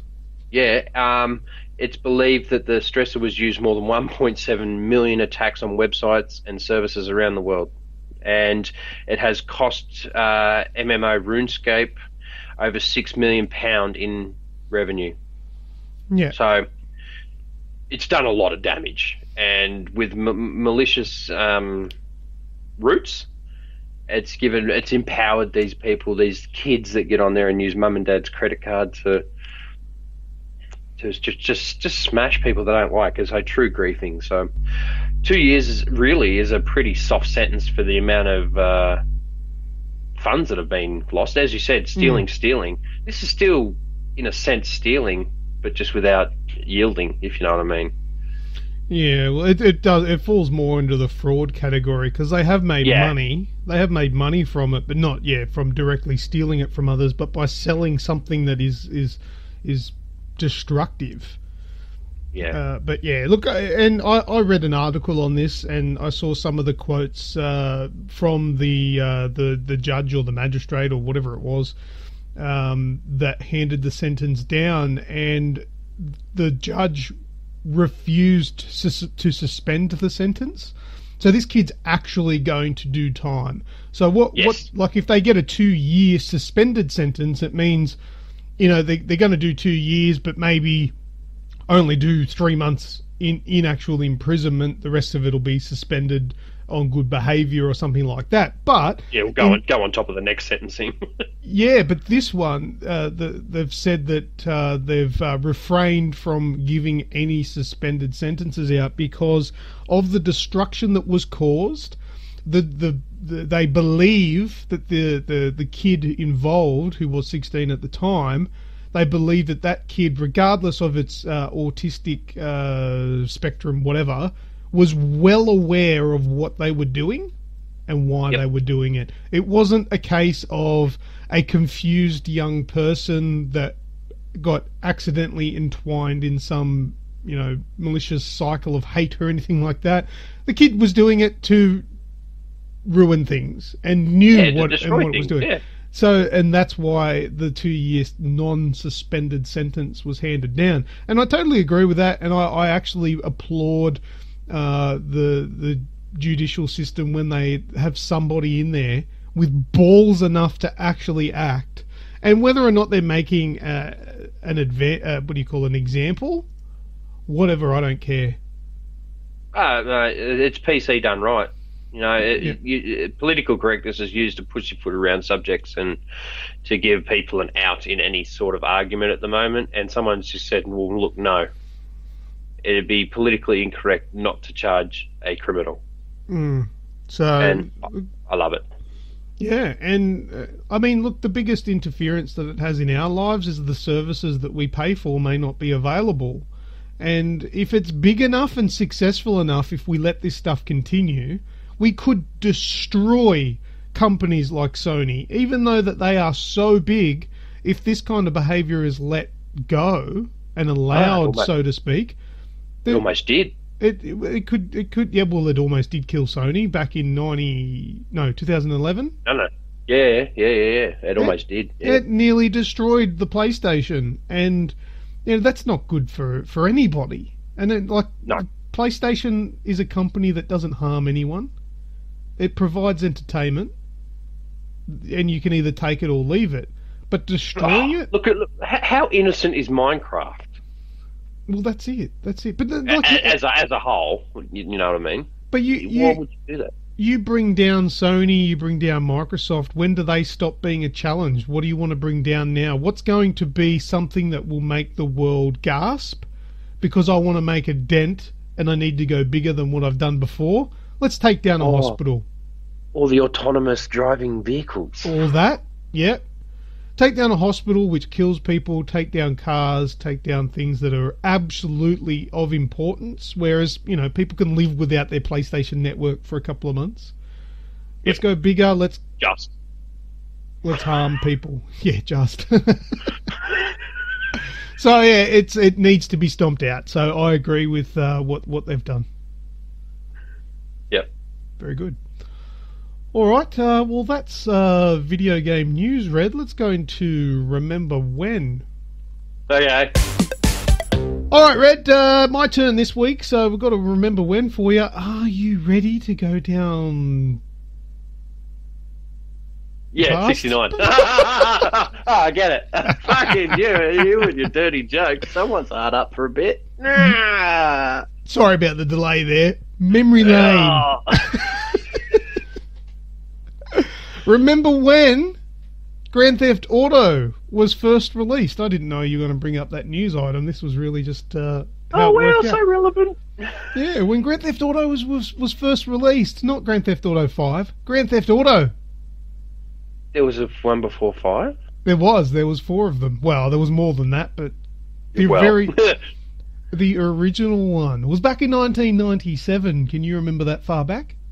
Oh, of course. Oh, when it comes to Grand Theft Auto, yes, I can. Pixel bullets, man. How old were we? You were the same age as Clennon, 40-odd. Shut up.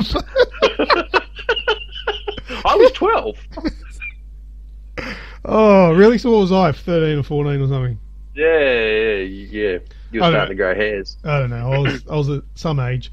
Anyway, I've got a bit of quick trivia for you, Rhett. A question for you. Good. Was Grand Theft Auto 1 in 2D or 3D? 2D. Oh, 3D. Yeah. Oh, yeah.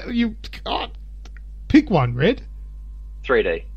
It was in 3D. A lot of people Yeah. refer to it as Grand Theft Auto 1 and 2 as in 2D. It wasn't 2D It at almost all. is. Almost was. Well, there were a lot of 2D sprites used, but those buildings, Yes. they were very 3D. So were the bridges. Yes. Even the cars, like with the door opening and everything, there was still, even though it was a little pixely, it was curvature. Same as when your legs moved, when you walked, and the different guns. Yeah, They were all 2D sprites. So yes, they are technically all 2D. But the buildings were actual 3D objects within the world. So it was actually a lot more advanced than people give it credit for. Actually pretty impressive for its day. Did you know it was available on PC, PlayStation, and the Game Boy Color? yes, because I owned it on all of them. Oh, there you go. You know, when this game came out, Grand Theft Auto, I heard about it just on the grapevine. Like, because obviously we're going back in 1997. There's no YouTube. No internet. There's no internet. It's really just floppy disks and people at school having a chat, right? And I found out about this game, and I played it. I didn't actually believe that it was a real game. Oh, okay. Like, actually playing it, I was like, I thought this was like either a hacked game or just like a silly little created game by some hacker guy. I didn't actually realise it was a full release video game. That's because I couldn't believe it. Yeah. Like what you were doing in the game, like you were running people over and getting points, and there was blood splattering everywhere. I'm like, this can't be a real game. This would never be allowed to be sold. This is like murder and mayhem and explosions and police cars, and I fucking love it. Yeah. But the thing is, I used to play it for hours on end, no different to what I do today with Grand Theft Auto 5, and do nothing but fuck around. And sell cars at the docks where the fucking crane would come pick it up and carry it across. That was your main source of revenue in that game. You used to get your jobs from a payphone. Yeah, the payphones would ring and you would go and answer it, and you go, and it would be like.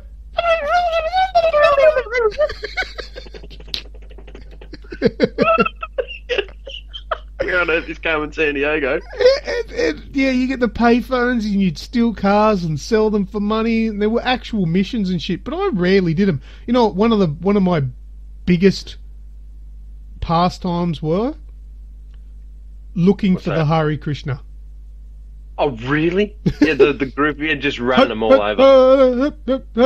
And if you ran all 6 of them, Yep. it came up with Guranga. Oh, man, how politically correct was that? Well, I looked up what Guranga means because I never knew. Do you know what Guranga means? No. It means to have golden limbs. Oh, okay, there you go. It's a Hare Krishna term. It's like, I think it's like your body is beautiful and all that sort of stuff. But yeah, that's what that means. I had no idea. I thought Guranga meant something like genocide or something, you know, like because you just mowed down all 6 of the poor bastards that were marching in a line. And they were all in the orange jumpsuit sort of thing. Yeah. Yeah.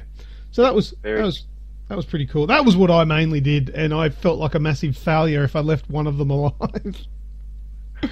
All right, best Grand Theft Auto, your most favourite Grand Theft Auto title. Oh, what is it? Mine's a little controversial.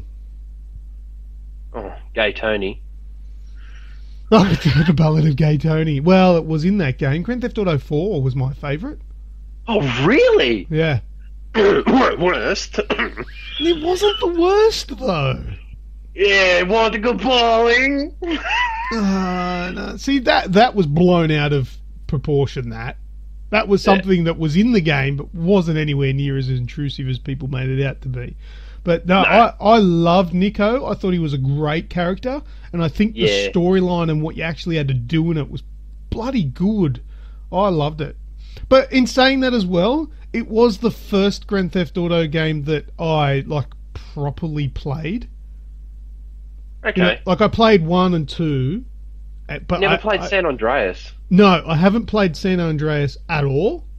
Oh my god! But with 1 and 2, I just mucked around in it. I was too young. I didn't know what I was doing. I was just mucking around. I played Grand Theft Auto 3, but I only mucked around with that at a friend's house. Never played San Andreas and never played Miami. What is it? Vice City, really? Vice City? The Vice City one, never played it at all. God. And yeah, GTA 4 was the first one that I actually played. Fair enough. That's hence why it probably resonates really well with you. Yeah, GTA 3 for me was always just about using cheat codes. Yeah. Of course, Grand Theft Auto and the British Grand Theft Auto London, they were both a lot of fun. And two, back in the day, they shaped and molded our sadistic need for violence in video games, which I can appreciate. Best game, in my opinion, in the GTA world is Vice City. It was just so Scarface. It was the Miami of the 80s, you know, the cocaine drug trade and mansions and tigers for pets sort of thing, you know. Tommy Vercetti. Oh, just with a name like that. And Grand Theft Auto San Andreas had by far molded the niche of a really, really good soundtrack. It was just fucking brilliant. You know, Grand Theft Auto 5's got a really, really cool soundtrack. So did 4, but this was just because of the success of the San Andreas. Oh, I can't believe you never played San Andreas. That was really RPG. You could actually go to the Cluck and Bell, which was the burger shop, keep eating till you literally got fat. Yes. You had to go to the gym, work it off, and build your stamina up. It had RPG aspects. You customize your car for the first time. Oh wow! It's too late now to go back because it is. Yeah. It's aged very well. Like I here not long ago, probably 6 months ago, watched my cousin playing it on the PS4 because of the you can buy the PS2 games on the store there, and because you can get Vice City, you can get Grand Theft Auto San Andreas. I think the only way to experience these now is on a long car trip on a handheld device. They translate nicely across to that because we're so used to the awesome fucking graphics of today. But Jesus Christ, I can't believe, like, we sit back because I would go through this time that I played Call of Duty Black Ops 2 and never played anything else, and you've gone, oh my God, how could you miss that? This is one of those times where I could say to you, oh my God, you never played Vice City or San Andreas, you're so deprived. Yeah, well, I didn't really like those ones. Like, after playing GTA 3, I didn't really like them for other than just a dick around game. I never got into them. I was too young, mate. I was too young at that time. Cool. San Andreas had a wicked story, though. Yeah, look, no doubt. But I wouldn't have understood it. When I was younger, man, and I didn't get them and didn't understand them. So they didn't have that draw card other than just mucking around in the world, which was fun enough, but got boring. So yeah, that's my reasoning for why I never got into them early on. But and yeah, I think it's probably a little bit too late because I think those games do age pretty severely with their control scheme and camera and all that. That's the major issue. But anyway, back to the first one, which I did spend a lot of time with, which was probably one of the first games that I started modding. Cause, wow. Yeah, I modded the shit out of GTA, the original one.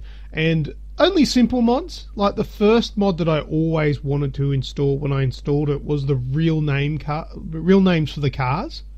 Oh yeah.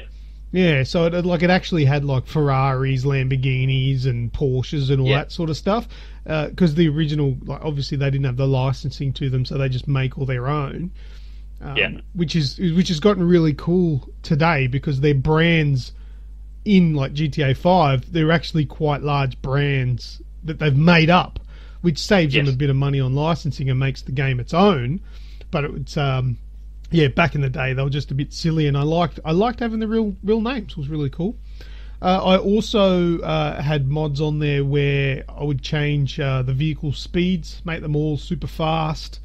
Put a little indicator on the screen how much damage you could still take to your car, because you could never see like when your car was about to blow up, but I had a little thing indicator, like a percentage bar telling me.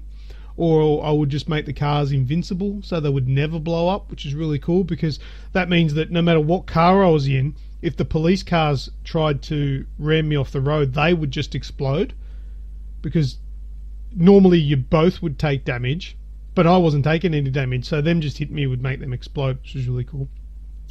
The weapons, Do you remember how hard it was to shoot those pistols where you wanted to? Because it was like the twin stick shooter, sort of, without having twin sticks. Yeah, but you had to point using up, down, left, right. Yeah. And so it's not exactly accurate.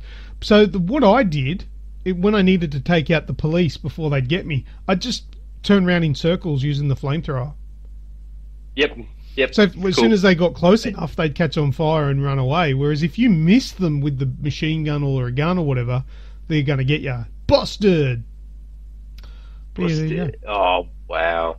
And that game had so many different vehicles. There were buses, trucks, sports cars, tanks, police cars, fire trucks, ambulances, you name it. That was all in the game back in the original, which was really awesome. Man. It was all petrol tankers, man. Yeah, all in a top down petrol tanker. Yeah. You could climb up onto. You go upstairs, go across footbridges. There were actual bridges in the game. For the first iteration of Grand Theft Auto, it was pretty fantastic. And if you take a look at what GTA 5 is today, it really is just a HD version of that first game. Like, it had it all in it in the first place. The pedigree's strong. Yeah, massive. They had a good start, which is why GTA is where it is today. It's absolutely fantastic. Rockstar has to go up in the top 5 developers of a generation, surely. Of all time. Yeah, well, there you go. Yeah, absolutely. They have put out some absolute gems. But yeah, I had a lot of good time with the original Grand Theft Auto, man. They were just, so good. Booting it from DOS. That's it. Here's a question for you, Red. What's the name of the character that you play of in GTA 3? Oh, 3? Don't know. That was the game I spent the amount of time with, yeah. Claude was his name. There you go. What was the name of the player that you played as in Grand Theft Auto 1? Oh, yeah, good on you. No idea. He answered to that anyway. he didn't have a name. Oh, there you go. He answered to... Yes, he did. Yeah, I believe from the research I did anyway, he didn't actually have a name. He was just like the player. Yeah. Yeah, so there you go. But what else have I got? I think that's pretty much everything that I've got. I could have given you Vice City or San Andreas. Okay, what's the Vice City guy? Tommy Vercetti. And San Andreas? CG, Carl Johnson. Yep. Yeah, because that had Officer Tenpenny, played by, surprise, motherfucker. No, the other guy that says motherfucker really well, Samuel L. Jackson. Oh, really? Oh, yeah. Such a good game. Bent cop. Yeah, Tenpenny. Officer Tenpenny. Yeah, it was sick. Oh, hey, CJ. What the fuck do you want, egg? Oh, boy. Oh, yeah, fucking, that was a game of a generation. I loved it. Good stuff. All right. Anything else you want to say about Grand Theft Auto? Oh, only that I keenly following the rumours of 6, where it could be set in Japan, it could have a female protagonist. We're not going to see it till 2026. You know, just take as long as you need. Also, on that point, we've talked about Grand Theft Auto and how it's going to help autonomous vehicles. I wonder if Red Dead Redemption 3 is going to help train horses. Maybe. Put a VR headset on a horse, they're going to learn to run from a train. Wicked. Where do you want GTA 6 to be set? Oh, Tokyo would be cool, but I think it's too Asian. It's been done before. Yeah. So that was what was it called? Sleeping Dogs. Yeah. True crime GTA edition. I'm pegging they're going back to Vice City. Oh, that'd be so good. Oh, in that era as well, they could do so much with it. Oh my god! And how good would that bright, vibrant city be with today's graphics or tomorrow's graphics even? Yeah. Oh, yeah. Wow. Yeah. Please. That's what I'm thinking. I've read a lot of reviews, or not reviews, interviews and things like that with developers who really do like that Vice City era. And there've been some suggestions that what they would like to do is revisit Vice City, but at a more modern time. Yes, please. I can't really see GTA in the main series, so GTA 6, GTA 5, etc., etc. I can't imagine them ever going outside of what the fake America. United States. Yeah. Oh, it's because that's where they can have the dark humor, the racism, and because they're just pulling piss out of themselves. Whereas, with like GTA London and there was like China Walls or whatever it was. Yeah. They may do offshoot games, but I believe that when it's GTA 6, GTA 7, I believe they'll keep that within their universe.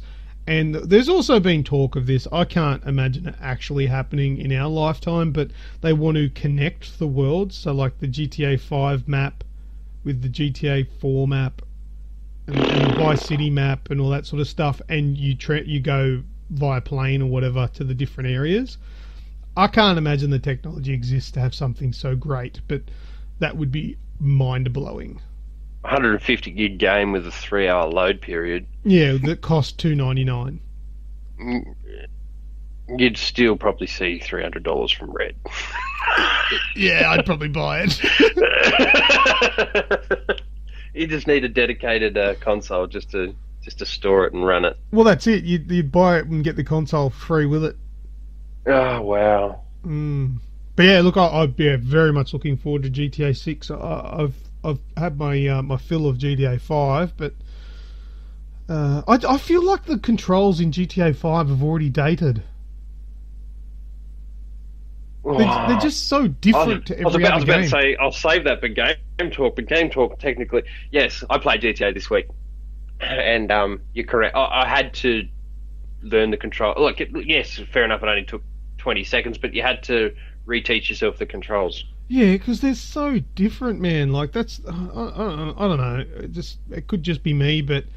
No. They're different. But they're too different. That puts me off playing it a bit. And another thing that puts me off playing it as well is the fucking stupidly large load time. Yeah. Like, I know... They granted one load time you can then not load again for 3 hours. That's right, which is fair, but still that puts me off, because I know I'm going to be waiting for about 15 minutes for the thing to load up. That's probably... Coffee! Yeah. Why are you there? Oh, dear. But anyway. GTA 6 is coming. Yes. Let us know. Where do you want GTA 6 to be set? What do you think's going to happen? When do you think it's coming? Did you play GTA the first one? And tell us about your experiences with that. Go and do that in the pin post on the Facebook page. That's where we like to get that bit of conversation going on the podcast post. But anyway, let's get a petition going. Make Luke play Vice City, or San Andreas. All right, 50 likes. 50 likes on the pinned post. I'll make him do it. All right, 50 likes and I'll live stream it. Oh, wow. There you go. 55 now, and you have to play both. No more games. Hey, if you can get 50 likes on the pinned post for this, I'll live stream it with a cam wearing 70s clothing. Is it in the 70s? Vice City. Yeah. No, 80s. When was Vice 80s. City big drug trade? Yeah. Whatever. I'll get myself a Hawaiian shirt, a mullet, and a moustache. Oh, sick. Share it. Come on, let's start. Let's get this going. I've got a beard. How am I going to do a moustache? Diet. Okay. I'll get a blonde one to put on top or something like that. You have the right to remain sexy. I'll give Sterling a call from Silver's Dead. I'll get him to come and do it. All right. 50 likes. Let's see if 50 likes. Let's share it. All right. Share the shit and get people to jump on board. We'll see what we can do. All right. Let's remember when, Rad, you want to do user created, whatever it's called? That one will do. User-created content. All right, I've only got one handy this week, and it's from Robert Bobcat White. This is a really cool one that he's asked us. He says, what is your view on modded consoles? Not so much for hacking games, but for downloading games for nothing. I had a PS3 that was modded, but couldn't go online with it as it is an instant profile and console ban. So I don't know if you're aware of this, Red, but the Microsoft and Sony have the ability to brick your I don't know if it bricks it, but ban your console. So even if you log out of your name and make a new account, that console can't go online. I know. I knew PlayStation did. I didn't know Xbox did. Yeah, Xbox do it too. The old console ban. That's why you got to be careful if you're buying a cheap console on eBay or whatever that hasn't been banned. Because even if you get it, you put your stuff on there, you can't get online. It doesn't do anything to your account, but you won't be able to get online using that console. It's basically broken. Yes. Yes. But anyway, hacking or modding your consoles, like with the chips or whatever. Red, have you ever had a modded chipped console? I have. What ones did you have? PS1. PS1. I had the PS1 as well. That's the only... I actually currently have an Xbox original. I was going to say Xbox One, but that's not what I mean. The original Xbox that is chipped. I didn't have that chipped. I recently was donated that by a friend of mine who no longer wanted it, and it's a chipped one. But that wasn't so much of an issue back then because there was no online stuff that was ever really used, so nobody could really tell. But what's my view on it? I mean, I wouldn't do it at all today, and for a couple of reasons. Number one, I'm an adult and I'm accountable for my own actions. I can't just say I'm a kid.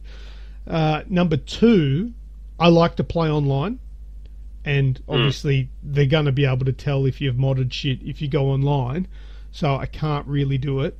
And number three, I don't really want to do it either, because I remember there was issues associated with modding the console where sometimes the games wouldn't boot up. There was something... required 30 boot ups. I remember playing Wrestling 97 or something. I had to... And it wouldn't... You remember the old PS1 startup? Yeah. Well, when you start up a couple of these games, it used to go like all rainbowy, like the when your TV used to go on the fritz. Yeah. And you had to hit the right one, so it was on, off to hit the right one. And sometimes it could take you half hour to load the one game. Yeah, so that's my issue. I want things to just work. So I'm very much all for legitimate things for that reason.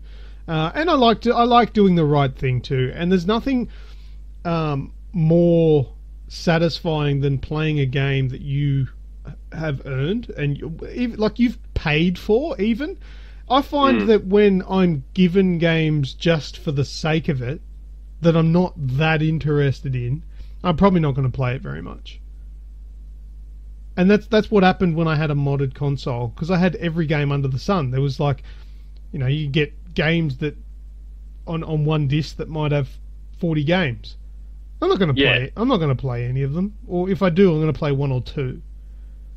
But if I buy the game myself, it's my hard-earned. I'm going to invest the time, and generally I'm going to choose the ones that I really want. But yeah, look, it was such a PS1 days. It was such a more innocent time. We were P2Ping, we were burning CDs and making music CDs and everything, and it was just so much more innocent back then. We weren't doing it to rip off the man. Games were actually a lot harder to come by back then as opposed to what they are today, and digital licensing was never a thing. And look, half the games that I had I'd never played, but the other half of the games I wouldn't be able to play unless we got onto something like that. It was a real lucrative business. I can see why it quickly got fucking squashed, but back then we had a couple of years grace of where they were available for $5-10 a game and everything like that. But yeah, look, today's day and age, I understand where you're coming from, and look, I understand wanting to play the game and earning it, and you've got no stress. Oh, you know what? Why I go and buy a game and don't try and pack and bullshit like that today because I can't be fucked with the hassle. Yeah, that's probably the biggest motivation. That is such a... You're fucking looking over your shoulder, monitoring your online activity because you might get fucking stung. Yeah. Fuck that. Like, we used to download torrents. We're all guilty of it, whether we say we don't agree with it, rah. Oh, we don't anymore because we've realised what sort of effect it can have on our wallet personally and stuff like that. But there was a time there where we used to P2P with LimeWire and Nero and Morpheus and all that sort of stuff, and we never thought twice about the legality of it all. Yeah, right. As you said, now we're adults and we don't want the fucking hassle of a letter rocking up with a fine or a warning or someone knocking on the door wanting to arrest you. It's not worth it anymore. But some of the most fondest experiences I have been with modded or chipped PlayStation 1s. It helped grow my passion for video gaming. So yes, I've had it. Look, there's services available out there, and there's Facebook ads and everything like that where you can send off an old PS3 console, Xbox 360 console, and they'll chip it to the point where it's like an emulator, and it runs like all your Game Boy games and your SNES games and everything, but they're all preloaded onto there. I'm not sure of the legality of that, but they openly advertise it on the internet, and you pay a certain price. Obviously, it's not quite right, but it's still very, very there today. Modded consoles and stuff like that. So. Yeah, like I'd like it for that. Like you pay $150 and you get 300 SNES and NES games that are compatible with a HDMI cord and a PlayStation 3 controller. Yeah, wicked. Sign me up. But then still, what sort of bullshit do you have to deal with that? And you can't exactly get on their Facebook page and go, "Oh, is this legal?" Because if it's not, they'll just ban you and then ban hammy, and then you haven't got access to the product if you've ever wanted it. So. I don't know. If there's a right way of going about these sort of things, I'd be so for having a PlayStation 3 chipped and modded to the eyeballs, as long as I owned all the digital rights, and considering the capacity and the space that they take up, you're going to have thousands of games, and you're not going to get that for $100. So. Yeah, that's right. That's my viewpoint. Yep, same with me, man. I'm the same. I can't be stuffed. Yeah. No, that was a good one. Thanks, Bobcat. That was good. I would like to know what's your opinion too. Go ahead and smash the like button on the pin post, because that's going to help the previous segment. And also make a comment on there, Bobcat and everybody else listening. What are your thoughts? Do you think it should be legal? Do you think it's fine? Do you think do you not care about if you get caught and summons to court? Do you think that that's a big load of shit? Do you think you'll never get caught because you're only the little man and they're going for the big man and all that sort of stuff? I don't know, but I'd like to hear all of your opinions. So that's cool. All right, Red, let's go into the next segment, which is What's That Sound? Okay.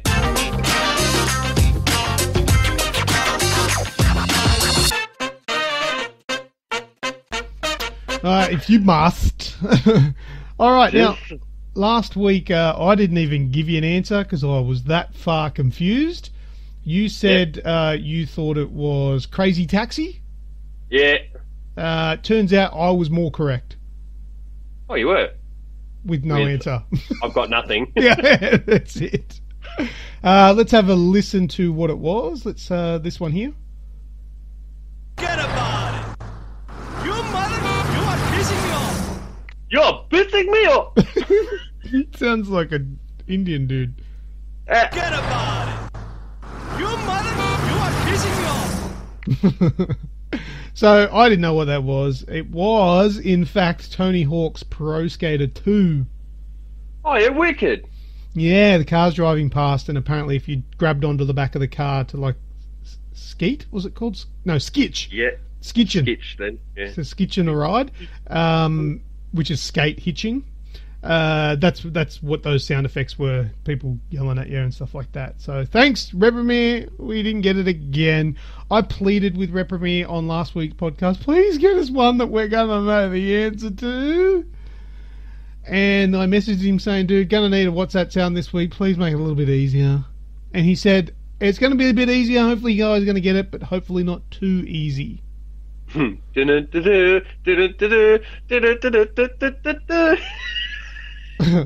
Before we get this week's sound, there was a second sound last week that I actually brought forward, which one person actually got, which was Martin Creamer's. Congratulations, that was this one. It was a nice and short one there. Did you get it, Red? Oh, probably not. I can't remember if you gave us an answer. Oh, no, you didn't. Nah. No. That was actually Super Mario 64. Yeah, there you go. And you'd have to be a Mario game coming from you. Yeah, it was when you pick up the red coins. That was what that sound is. There's red coins? There are red coins, that's right. There are Luke 1 coins as well. Right, okay. What's that sound for episode 169? There you go, on cue. This one is from Repremier and it's called Noise. Noise. Alright, let's have a listen to it.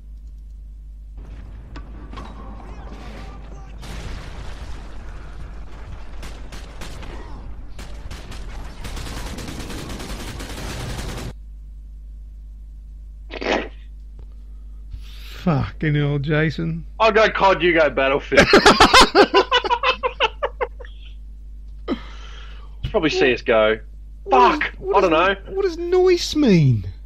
Like as in... Noise. Nice, but noise. Yeah. Noise. Listen to it again.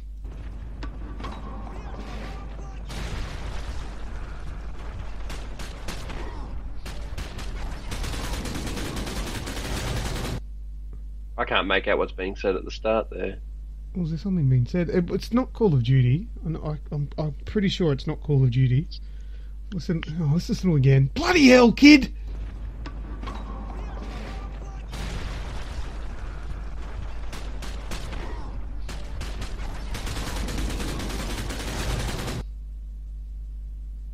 The gunfire has to be the giveaway. Yeah, but that can be any game. Could be. In the top 85% of games released in the last 12 years. How the bloody hell is that supposed to be easier? There's nothing in there. It's a reference. Let's have another listen. I'm going to press play.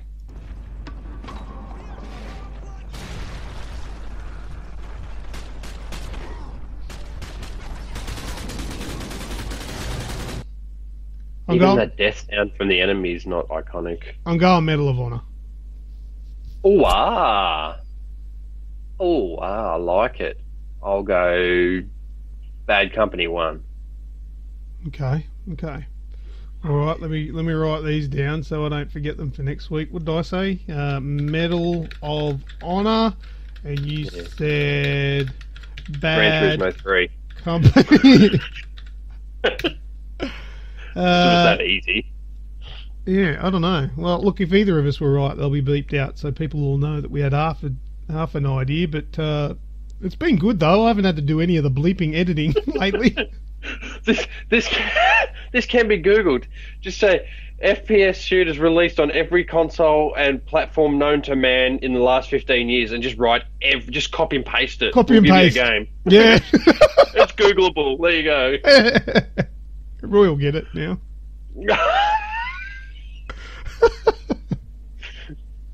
Oh dear. Alright, well that was What's That Sound? I got bloody no idea. Let's move on. Red's shout.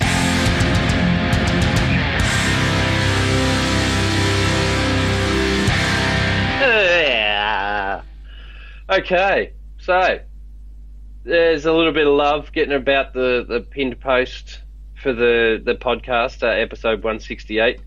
Not so dirty. Though it depicts a brick there, so that almost depicts my sex life. So it could be dirty. So anyway, it seems like our Remember When segment is taking off. It was probably the best involvement thingies that we've put on lately. So Adam Ryle and Paul David Clinton, you're amongst that. There's lots and lots of comments there about how it was fun to go into the arcade machine and video game arcade and enjoy yourself and everything like that.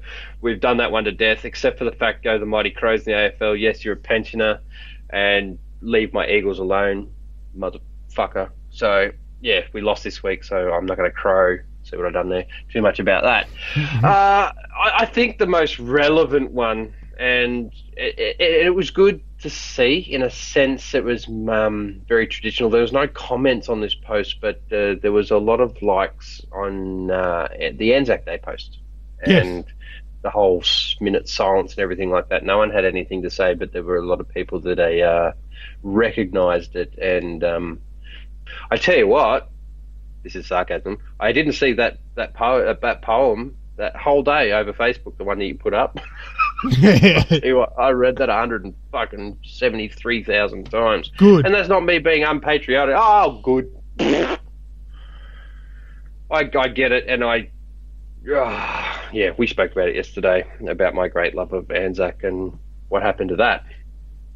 But a shout out to Robert White, Stephen Pratt, James DeGraff, Lachlan Parker, Nick Holmes, Dave Harris, Sean Craig Thompson, Adam Ryle, Boris Ashtonfield, Daniel Crosby, Kevin Wyborn, Cooper Lane and Samuel Matheson for smashing that like button and showing your respects to the Australian and New Zealand Army Corps on our day of remembrance of those that lost their lives so that we could have freedom of speech like that is used in this podcast.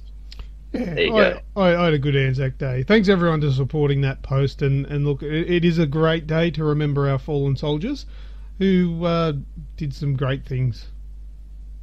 Yeah.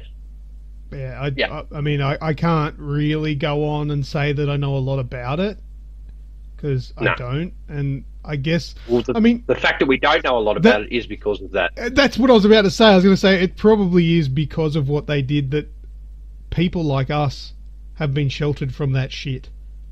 They did what they did, which prevented us from having to do that. Mm-hmm. So yeah, that's I'm always happy to give thanks for that, and it always tears at the heartstrings when, you know, obviously like on the nightly news and what have you, they'll show you the Anzac parades, and you always see all those old diggers coming past, and they make their comments on the TV and all that sort of stuff, and it was so good. And there was one that I don't know if I'm going to be able to quote it properly, but I pissed myself laughing. This old bugger, he was obviously in the war and all that, and he said, "My only regret is that I didn't kill more of them." I'm like, what? Yeah, fair call though. Like, whoa. Fair enough, old timer. Good on you, mate. You can say whatever the fuck you want on Anzac Day on the telly and get away with the it. numbers dwindling, though? Well, yeah, that's it. That's time. That's it. But, you know, they get to go and, well, depending on what you believe in, they can go and hang out with their old mates again. Yeah. But, yeah, it's a great day in Australian history anyway, so lest we forget. Yep. All right. Well, that's Red Shout Red. Let's go into last words. Okay.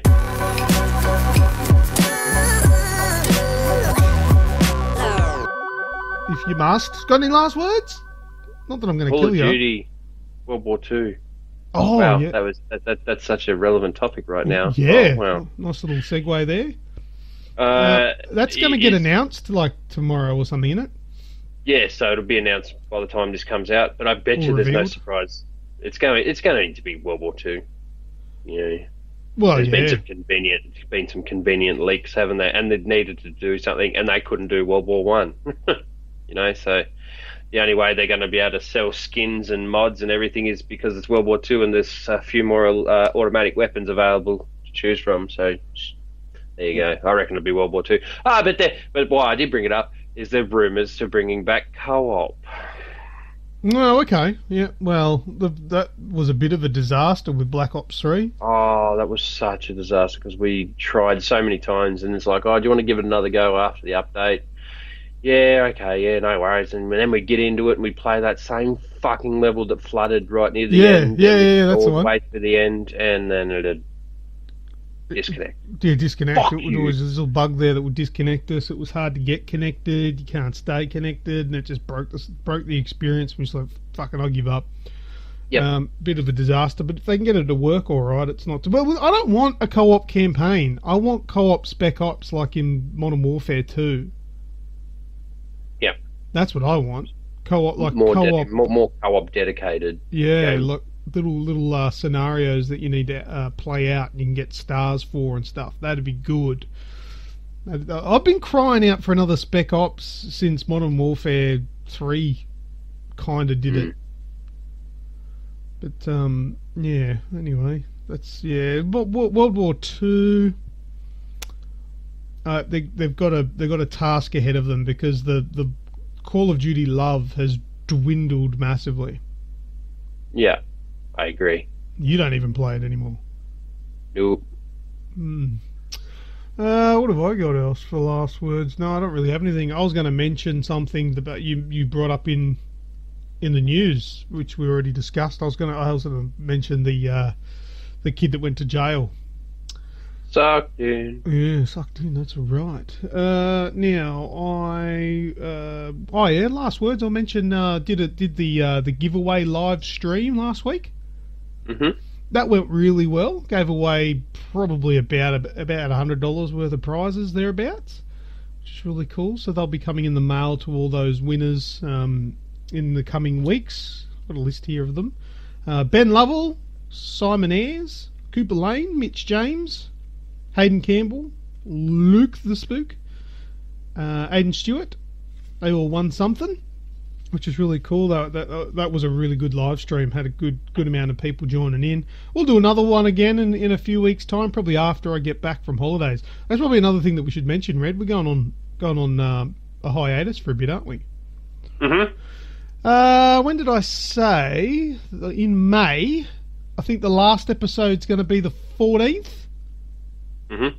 So, including this episode, we've got 1, 2, 3 episodes left before we have a few weeks break. Yep. But a much earned break, and we'll be back. But there you go. What are you laughing about? I don't care if the consensus is if it's earned or not. We're going to fucking take one. Well, I agree. Well, I'm going to be in a whole nother country, so I don't like the idea of me roaming charges for internet to do a Skype chat. No, not going to happen. No. And I can't imagine the hotel Wi-Fi being any good. Either that. Please insert another $2 for another 15 minutes. But I'll probably have to go down to the cafe to get the Wi-Fi. I don't know if it'll be in the room. Macca's. Go down to the cafe. No, there's no Macca's where I'm going, buddy. Oh, I'm not going. No. So wouldn't that be funny? Me doing a podcast, sitting at a coffee table. Hey, garçon! No, it's not French. Not going to France either. But yeah, no, because they don't have McDonald's. That's not even what's it. Yeah.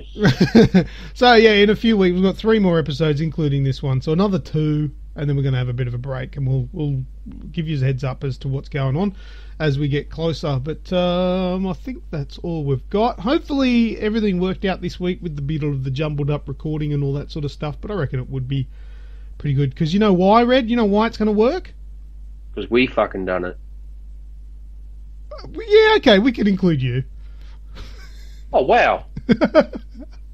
I was going to say because I'm editing it. Oh, okay. So it's going to physically work. But when it comes to is it going to work, is it going to be entertaining, then yes, because we fucking done it. That's fair. Good save. Yes. Yep. Easy keeper. Because gaming with Luke won't nearly become a reality. Yay! Well, considering the name of the episode this week, it's going down at the end of the podcast. Yeah, Red gets fucked at the end. Oh, that is a typical 69, isn't it? Yeah, but he receives as much as he gives. Yeah, that means I don't have to give much. Well, did we go back to my sex life there? I mean, digging bigger holes. Have a good show. All right, let's finish it there. Thank you very much, everybody, for listening to the Aussie Gamers Express video game podcast. This has been episode 169. I'm sure you haven't forgotten that because we've continually referred back to that at every stage possible. We'll talk to you guys again next week. And as always, I am Lucas. I'm Red. Bye. Have a good time. Sidubu. Good dog. I'm ripping off all the fucking things I can possibly think of. Arg.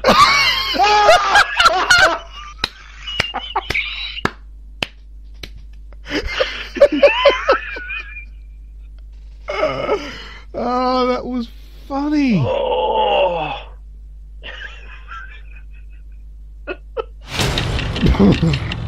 See ya. Oh, that was wicked. That's it. We are finished for another week. We are packing up our bat and ball and we're going home. If you're keen for more content before the next show, then head over to the Aussie Gamers Express Facebook page and give us a like. And check out our website at www.aussiegamersexpress.com. We are also on Twitter, YouTube, Instagram, and every other social network that you can think of. Except that weird one that no one uses. You know the one. This podcast is also available on iTunes, Stitcher, and TuneIn Radio. See you all next time on the Aussie Gamers Express Video Game Podcast.